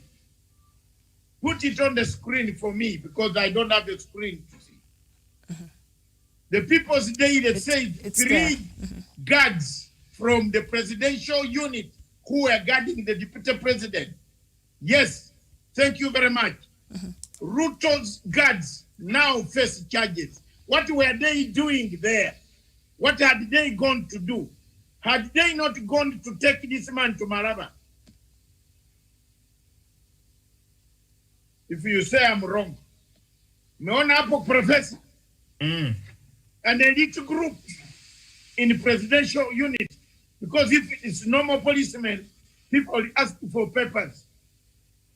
But the presidential unit, what had they gone there to do? Thanks God, the system of the government of Kenya was picked the information. They were aware. They sealed. They prepared. They waited at the border, and those guards could not take that action. Both borders in Maraba, Busia, in Bukwa, and everywhere were sealed, kept ties. They were sealed a lot. So what the Standard missed yesterday, they have tried to correct to look very nice in the eyes of the same people who pay them to bring these headlines. Point number 4, the center cannot hold. Mr. President, dismantle the cabinet. I don't think, Miriam, several times we have said this cabinet cannot function. Put a new cabinet, a smaller cabinet, that can help you to work. This cabinet with Ruto in cannot work. Ruto comes to listen to what you are talking about the policy, then goes on a helicopter, flies away to commit a crime against humanity. Under your government, he's going to bring you a problem. We have a problem here. To address people when there is leprosy, going to kill people, intentionally you deny them the right to wear masks. Voluntarily, even if it is not forceful by gun, you have brought them by invitation. Remember the senator of Kajiado called Mary Senator, put up an advert which I've collected very well. You know, I'm a researcher. I've collected the advert. I've collected another advert of Kisii. I'm collecting all these adverts. You know, you go on printing, go on printing, go on publishing, say we shall be in church. These are being collected. Very many people are collecting them. This is COVID-19. I'm telling you, free advice. One Kenyan is going to go to that court. Things will not be the same. I'm telling you, with this ICT that is looking for legitimacy, it is going to be chaos. So my advice, dismantle the cabinet. The center cannot hold. You can't have the same cabinet that does not like you. You can't have the same cabinet that is not agreeing on how to cure people. You can't have the same cabinet that is not telling people to wear masks. You can't have the same government where your deputy sits, but as soon as he leaves you, he goes to tell people that I am not with the president. Let him do what he's doing. You are bringing trouble as a head of state, and the final commander-in-chief. All this buck stops at you. The criminal law, international criminal law, looks at you. So, one of the components, finally, Miriam, of crime against humanity is starvation. If you read the subject, crimes against starvation, if you starve people from eating, if you starve people from breathing, if you starve people from masks, medicine, mask is a medicine, bro. Yes. We are starved. So the lack of accommodation, spacing, when the regulations have been put forward, the law is very clear. They will take you down. Thank you very much. And that is why I wanted to open your topic, because you have narrowed the topic to COVID-19. The purpose of this is, can the center between the president and the deputy hold? Can I come out openly and tell you, can the center hold? I'm asking that question. All right, Professor, a lot of issues that the doctor has brought out, and of course, we know Doctor mentioned the strategy there, and President Uhuru Kenyatta and his deputy have been reading completely from two different scripts there. And an interesting perspective there the doctor has brought out in terms of the strategy Deputy President William Ruto is using, because we know during this cancer scandal, he's been very vocal in speaking about how poor Kenyans are missing out the medicines and all that they're supposed to be getting because the money has been stolen, acting as if he really cares for the poor Kenyans who have been affected with COVID-19. But he's the same person who is holding these huge crowds now, putting the poor Kenyans at risks. I don't know, the double speak there, Professor. Thank you, Miriam. When the president was taking oath, was being sworn in, they were sworn in by the deputy, with the deputy president of the Republic of Kenya. And I've said they agreed that they will defend the constitution. And in the constitution, you defend to protect life and property. I like the way Dr. Masanga has built the case about the president and the deputy president when it comes to COVID-19 pandemic. They are not reading from the same script. We are seeing even in the midst of the pandemic, he was inviting people to his residence, giving tanks, giving wheelbarrows, giving Mukongoten and all those and their like. So Miriam, what we need to do here is that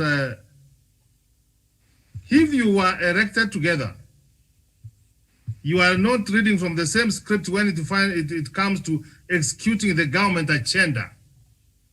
What does one tells you? That the center is no longer holding. So whoever is trying to implement and do what the constitution says is the president. So the way Dr. Masanga is trying to say is right is that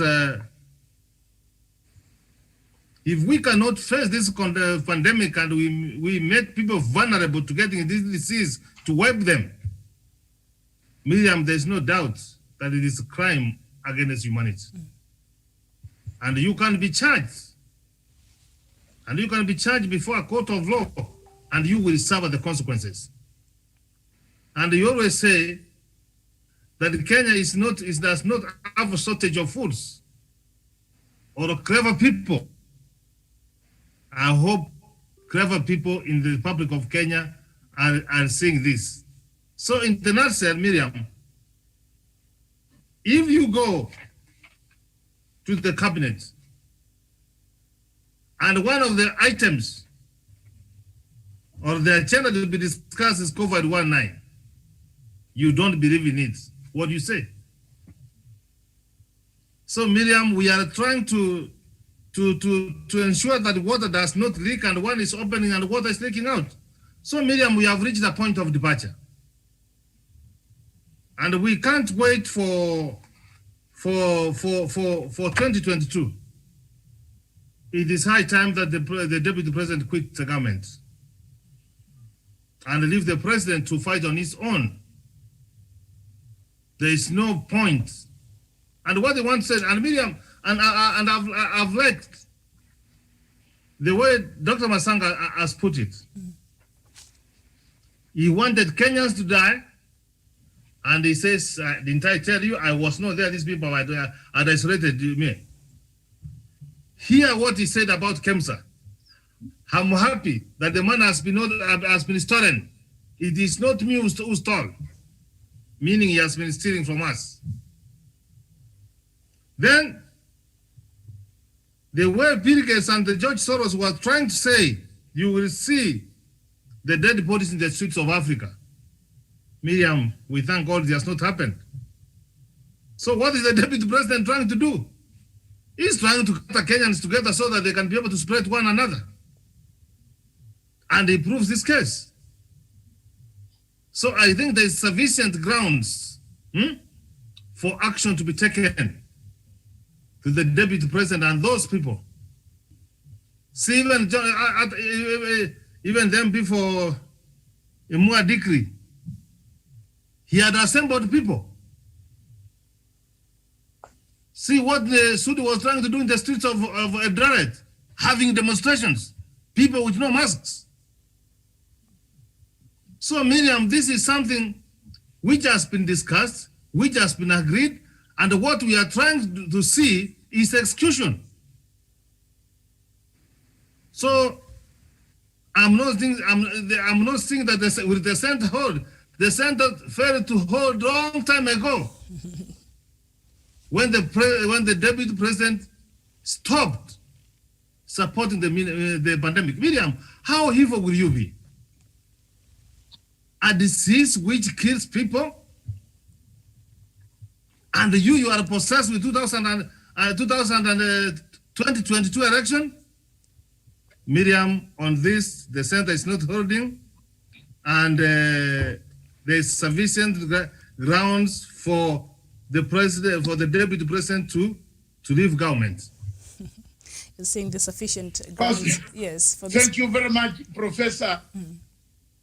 And before others come in, Professor, this is my chart.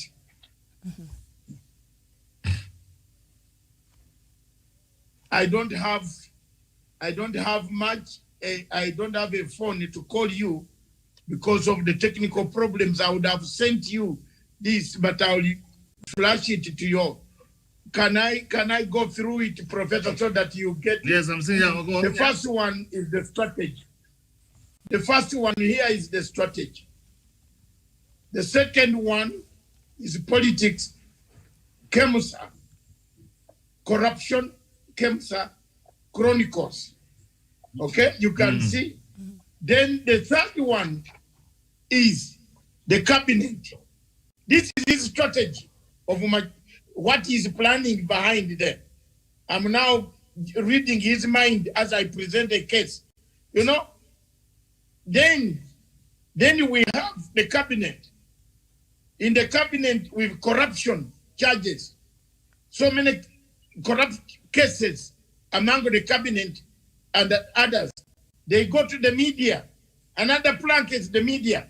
He buys Rubidiri to bring out, buy Victoria Rubidiri somewhere here, media, to bring out the president as a failure. That's Talamu was all the time being seen with Rubidiri in the town, in high places, sitting down. Rubidiri of Citizen went and did a promo, which you are seeing.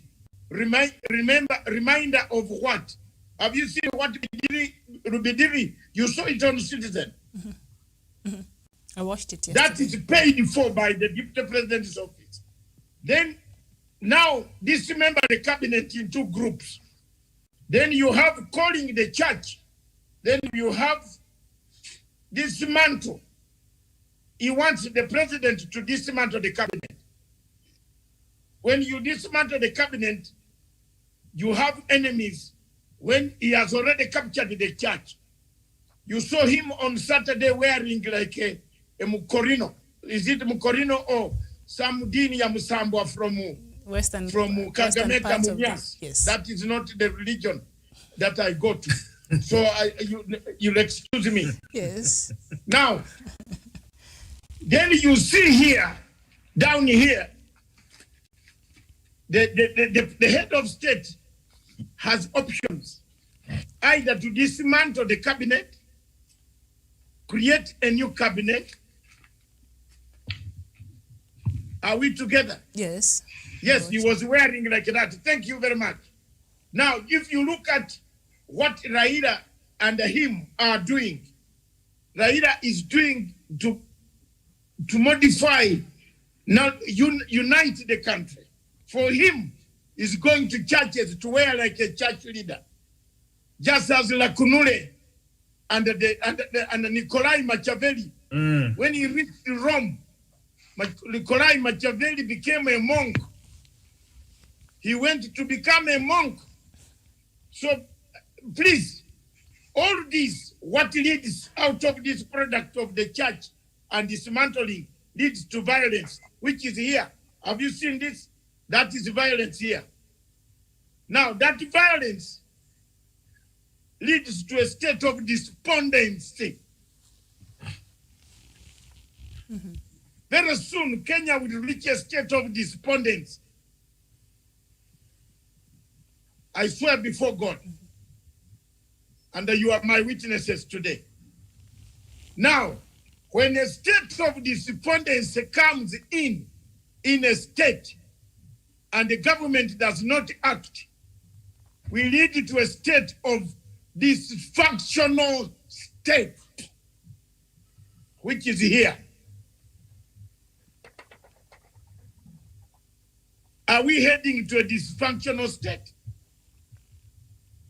Dysfunctional state. Am I right, Miriam? You are an English speaker. You're right? Yes, yes, you're right.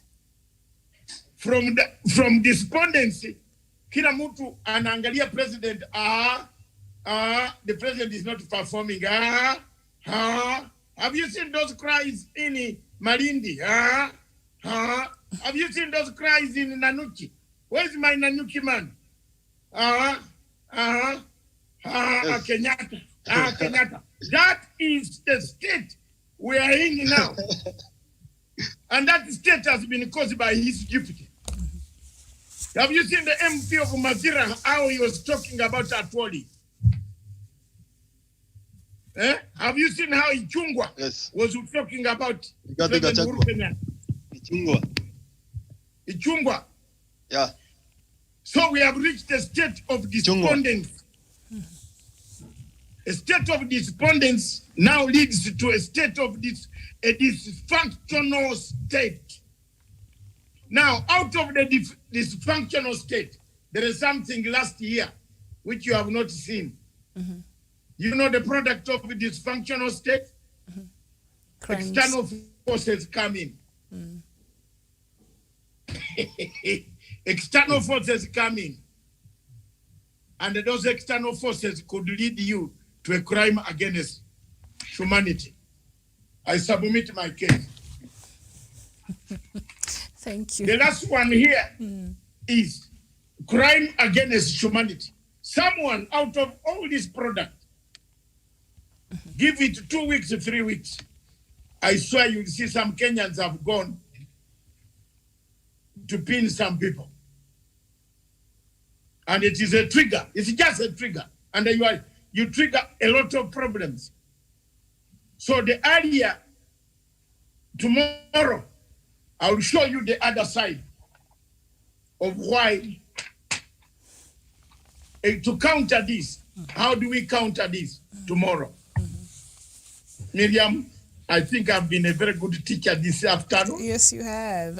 I don't think we even with need to my add chat, anything there. And I think one of these days I'm going to use the chat. Yes. Professor, I'm going to be drawing the chat because I have a lot of information in my head. Yes. Dr. Masanga, what you have actually said is 100% true. and the in-depth analysis is true, because here what the MP for Emrua Dikre, Johannes Ngeno, is now calling the President Uhuru Kenyatta a dictator. That No, is a step of you despondence. see, it is really coming, joining the point. He is calling him a dictator. Ask, Honestly, Dr. Masanga, yes. if what you have said is not true, what has President Uhuru Kenyatta done to be called a dictator when he wants to unite the country? There you are. Fill in the gaps. Ask Karen from That's the second question. from Malindi. Karen will tell you what just described What to has you. President Uhuru Kenyatta done when you bring people and you unite and you call people names and you take an oath and then police take action? Is that how you call a dictator? So, Dr. Masanga, this one is building up, and you can see the anger of the Tanga wing. It is something which they have sat down and they are moving slowly executing, and the other side we are quiet.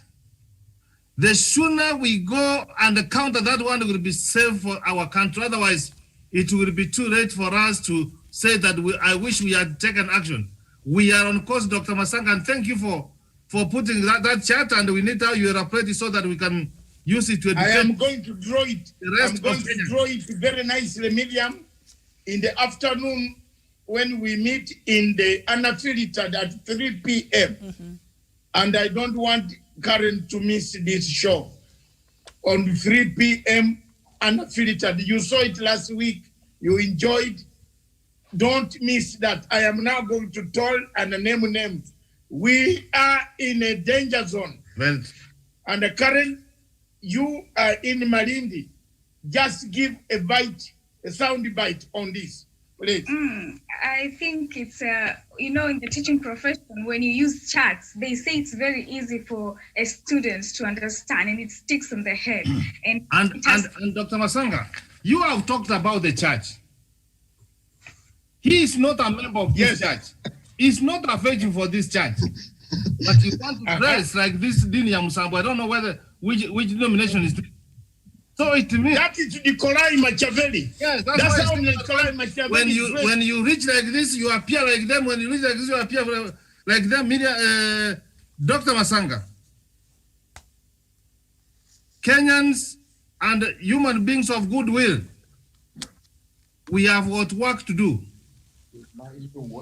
and we should move very, very fast. Karen, Javan, Miriam, Wesonga, and Daksari, so that we bring this one out. Otherwise, we may be thinking that things are normal, while they are not, while they are abnormal. It will treat us abnormal the way Kawe puts it. Karen, finish. Yes, Karen, and then Daniel, and then Karanja. Yes, Karen, go ahead.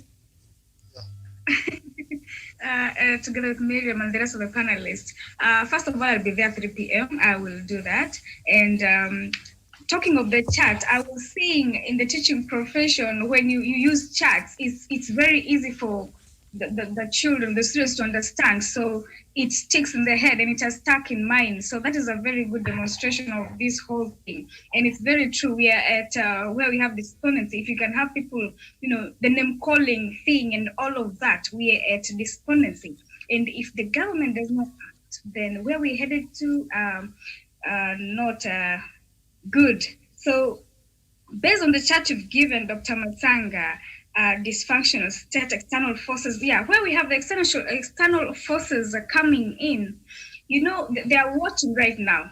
They are watching the whole thing. And if you're not careful, they will make decisions for us, and we'll see things happening on the ground, not knowing that there are people controlling this whole thing. So it's time that the government, makes the rest of the know that it's very active and it's taking charge. Otherwise, we're not headed to a anywhere good anytime soon. So it's good that you brought up the chat. It's easy for people to understand and it sticks on the head, like it has just stuck in mind.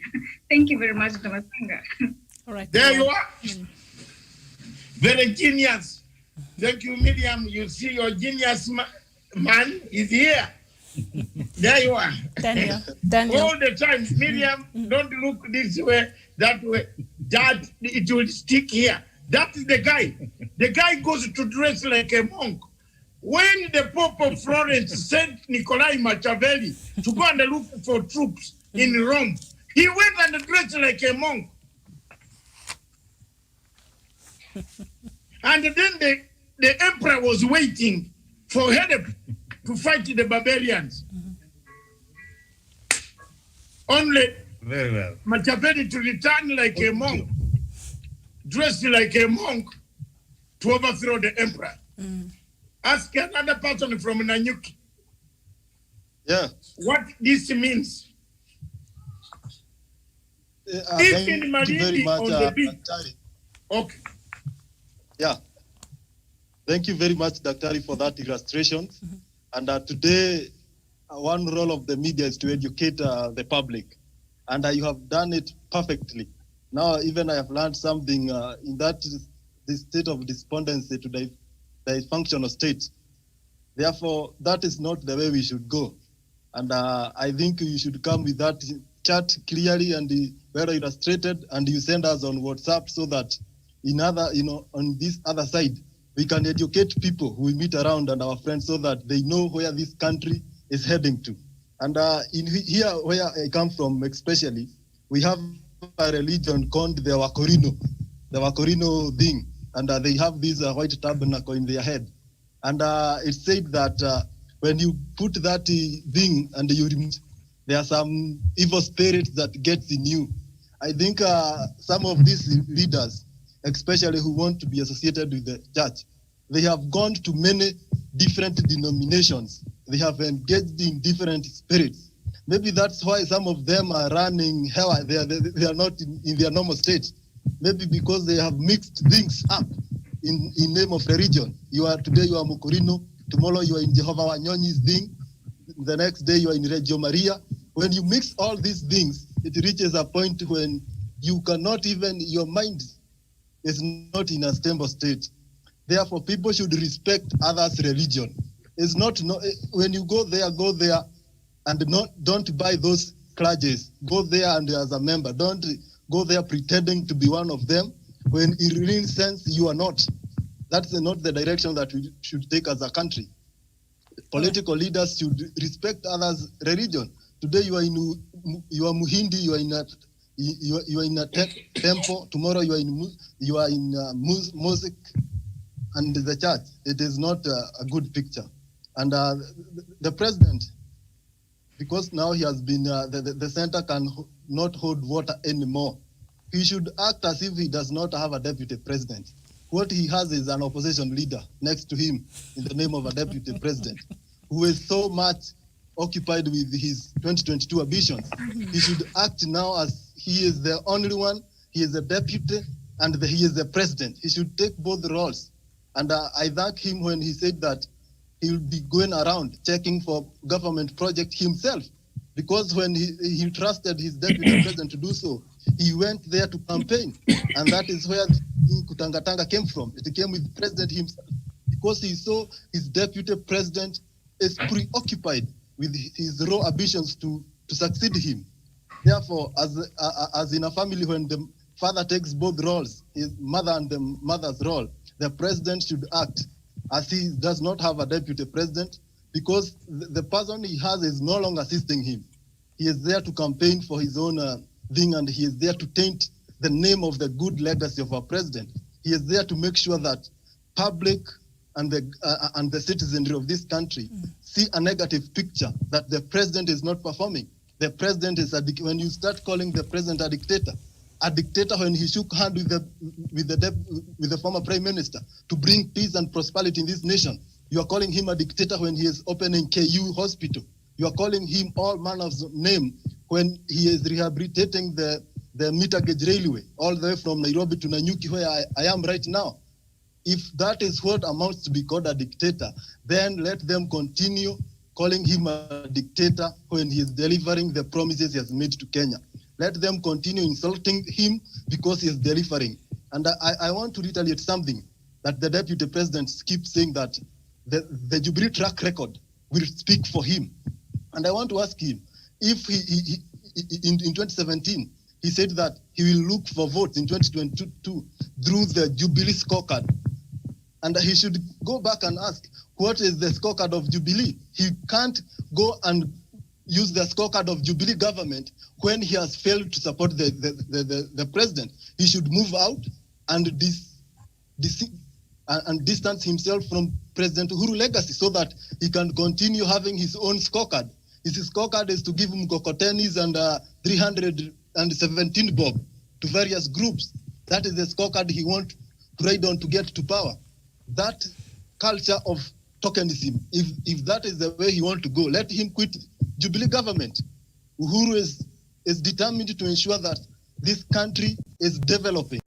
But when your assistant is not online, then the center is not holding water anymore. At the time the president moves on and the deputy president to ship out and start his Mokokoteni things out there without using the name of Jubilee government.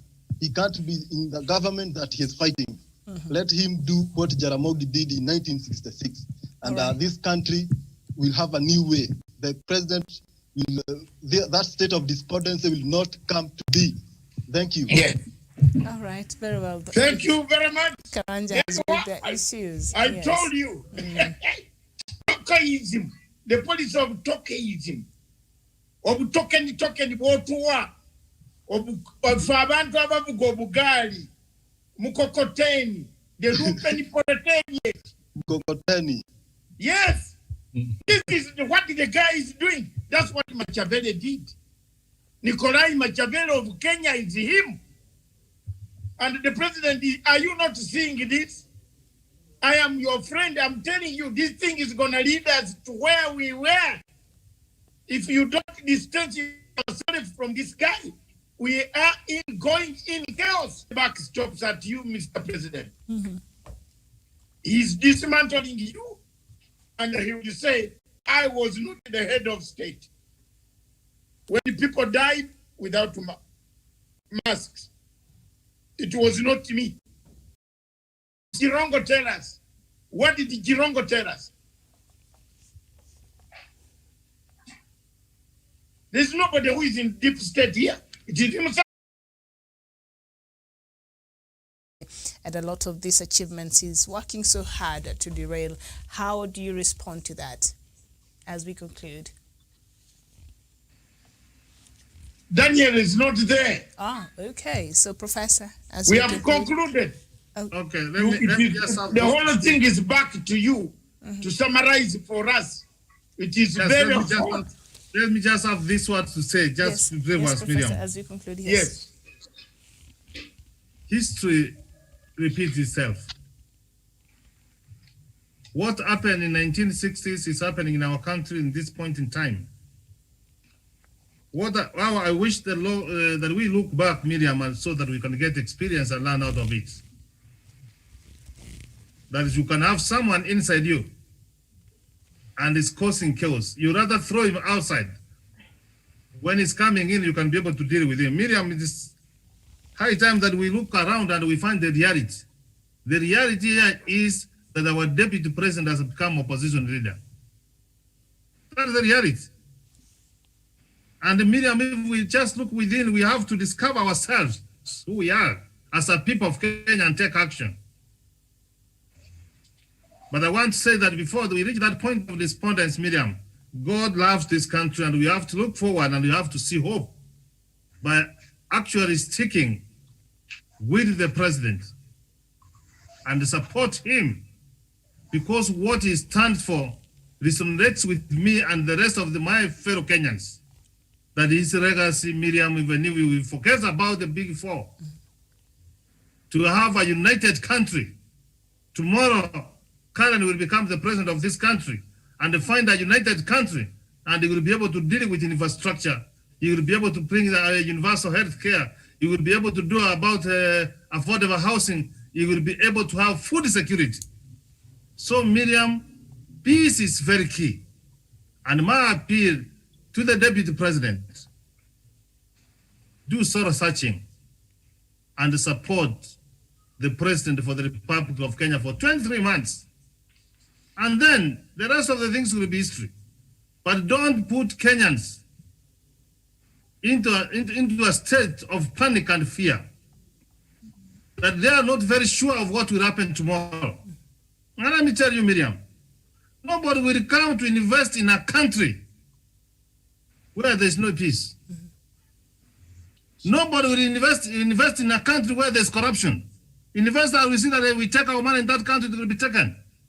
So Miriam, PBI is a very good thing. Let's hope that this pandemic, we are going to come out of it. The curve is going to flatten. PPI to come in and reggae to continue on.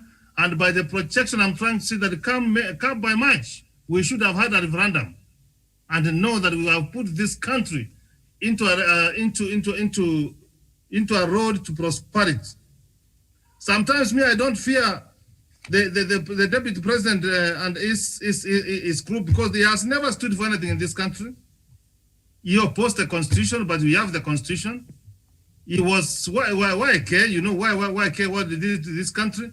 So it is unfortunate the church, instead of preaching and change thoughts, that they have stooped too low, that what they can do is to make a cloth for a Deputy President to wear.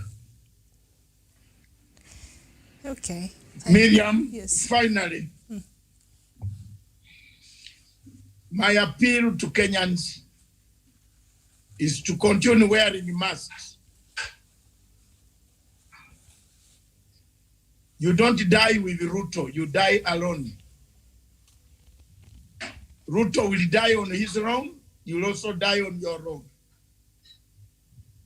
I just appeal to Kenyans who go for these rallies. Please, even if you carry your own rotten piece of cloth, wear it on the mouth. Try to stick away from a distance. Avoid spreading this disease. Otherwise, the president can lock these counties. Another thing is to appeal to the president, lock the counties where this man has gone. That's another measure. Lock them back, because we don't know what is going to come from Kajiado to come to us, Nairobi. Where he goes, you lock the county. Yes, that's another reprieve. That will be a very good measure, so that it doesn't go to any county at all. People are not listening. There is one word that I want to leave. Avoid the government of siege. Professor, you know the word siege? S-I-E-G-E. Some people call it siage. Avoid the government. They want to appear sophisticated. Karanja has said it all. If you are joking, my purpose of bringing Karanja to this television, I wanted people to hear the views of other people from up country, especially in the strongholds of President Uhuru Kenyatta. Have you seen the flavor and the determination, the way he's bringing out the idea? That is the local talk. That is the local talk of what is up there. They are waiting. They are waiting. You are telling their son that he's stupid, but they're waiting for you. You can't go to Buganda and tell Buganda they are stupid and they get a vote in my country. They will not give you. You go to Buganda and insult them. Have you seen how Museveni is helpless? He doesn't know what to do. His own areas, there's violence. We shall display it this afternoon, very holy. And I believe, Miriam, you have looked for those clips as the minister is catching the gun going. This in his run, near his home. So in Uganda, the vote is gone. That smaller younger man, the musician, is taking it. Where will you get the power? Time comes when you look at government of siege. That President Uhuru Kenyatta not allowed a government of siege. Let him not allow it to torpedo. And the good word is torpedo. The unity that he has achieved with Raila Amolo Odinga. You rather sacrifice some individuals than sacrificing the peace that we got. I am telling you, as a mature man who has lived 64 years, next month I will make 65. If you think I'm stupid, You will surprise your birthday.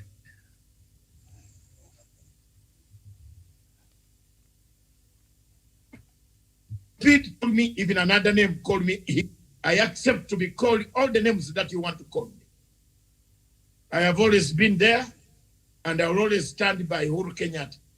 Whether sunshine, hailstorms, thunder, I will be the first man on the front line. And as I told you last 2 weeks, I filed an opposition document to the ICC not to select the chief prosecutor who will replace Fatou Bensouda, and to postpone this meeting until COVID-19 is over. Then all of us as delegates, we can come and discuss. I think, Miriam, God is always on my side. Everybody is listening to me. They seem to have listened. And therefore, this exercise will help the people of Kenya.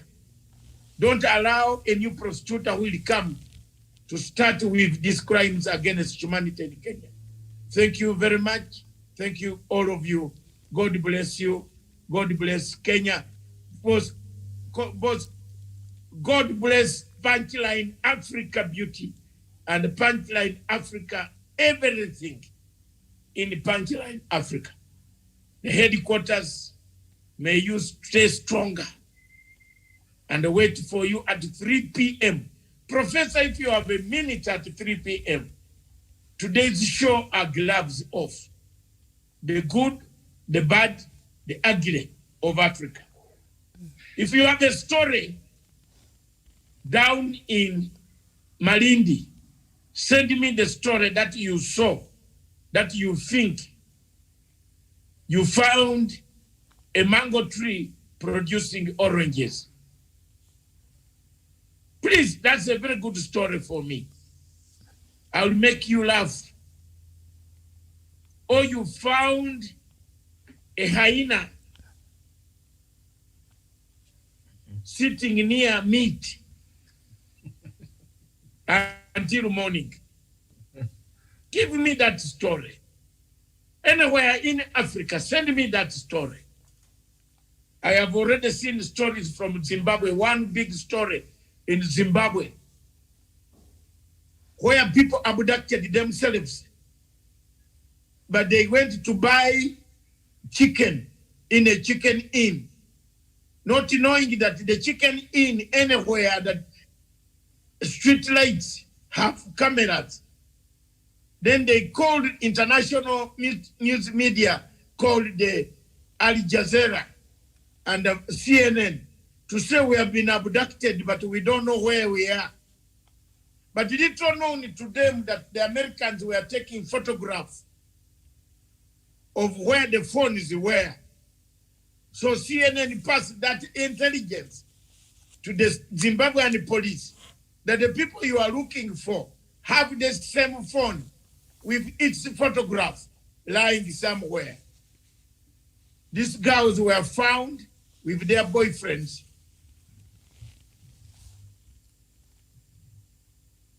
And I don't want to tell you anything more than that because I can see my partner starts looking down. And They were found. Let's say that.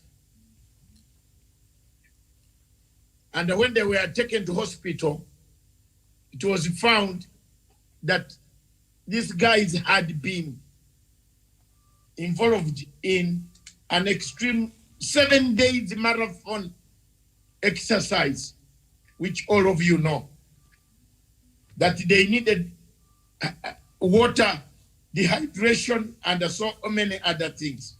So God help us. So these are the stories I'm looking for. You abduct yourself, you become Nikolai Machiavelli, you wear as a monk, then you come and say the government has failed. Those are the stories we are bringing with gloves off. Chronicles of the return of chronicles of corruption. Chapter 2, I'll tonight bring the story of textbooks that had too many mistakes, but they were delivered through sang. Who knows the PS of education?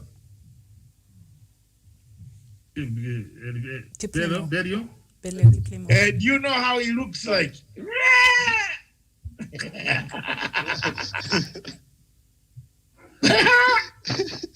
Thank you very much, Miriam. That is how you laugh this afternoon. Have you ever gone to a classroom and found books that have mistakes, but they were delivered? Miriam. It was a scandal. And you read them. It was a You scandal. expect our children to pass? Who was behind the textbooks? You want to hear about it at 3 p.m. The chronicles of corruption in Kenya. I told you I would bring dose by dose. One dose, another dose, slowly, until somebody pains, I want him to be pained. This man, this mafia, the one who sells textbooks, who even forces 10 billion. You know 10 billion went. And the Minister of Education was threatened. The Minister of Education was threatened. Hey. Leo ni leo. Sema kesho ni mwongo. Sawa. Ndugu wapenzi, tafadhali tuondoke. All right. Back Thank you to so Miriam. much. Yes. This time I've been a good boy, isn't it? Thank you, Doc. Thank you, Professor. Thank you, Javen. Miriam, please, I've been a good boy. Thank you, Karen. Oh. Until you say thank you, me, I will not go. All right. Thank you, Dr. David Nyekorach Matanga. And thank you, all viewers, for watching. Let's meet here at 3 p.m. And thank you, Karanja. Yes, from Nanyuki. Don't forget Mr. Karanja from Nanyuki. Absolutely, absolutely. Thank you so much. And Daniel, I think he had a problem with the signal, so he left the conversation early, but thank you so much. Let's meet here at 3 p.m. for another edition of Unfiltered, where we look at the truth behind some of the news items we see across Africa. And indeed, as Dr. there has said, we have a lot in store for you, so don't miss it. My name is Miriam Ogutu. Good afternoon to you. Good afternoon.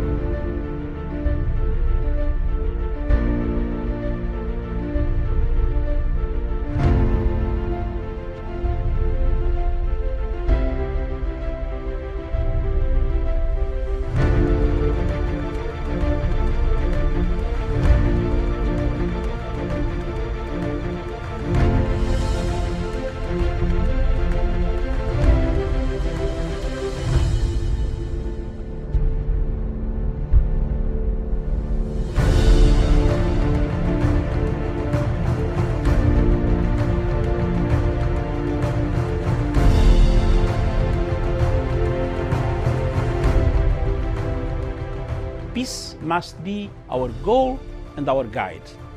And all that we strive for as a human family, dignity and hope, progress and prosperity, depends on peace. But peace depends on us.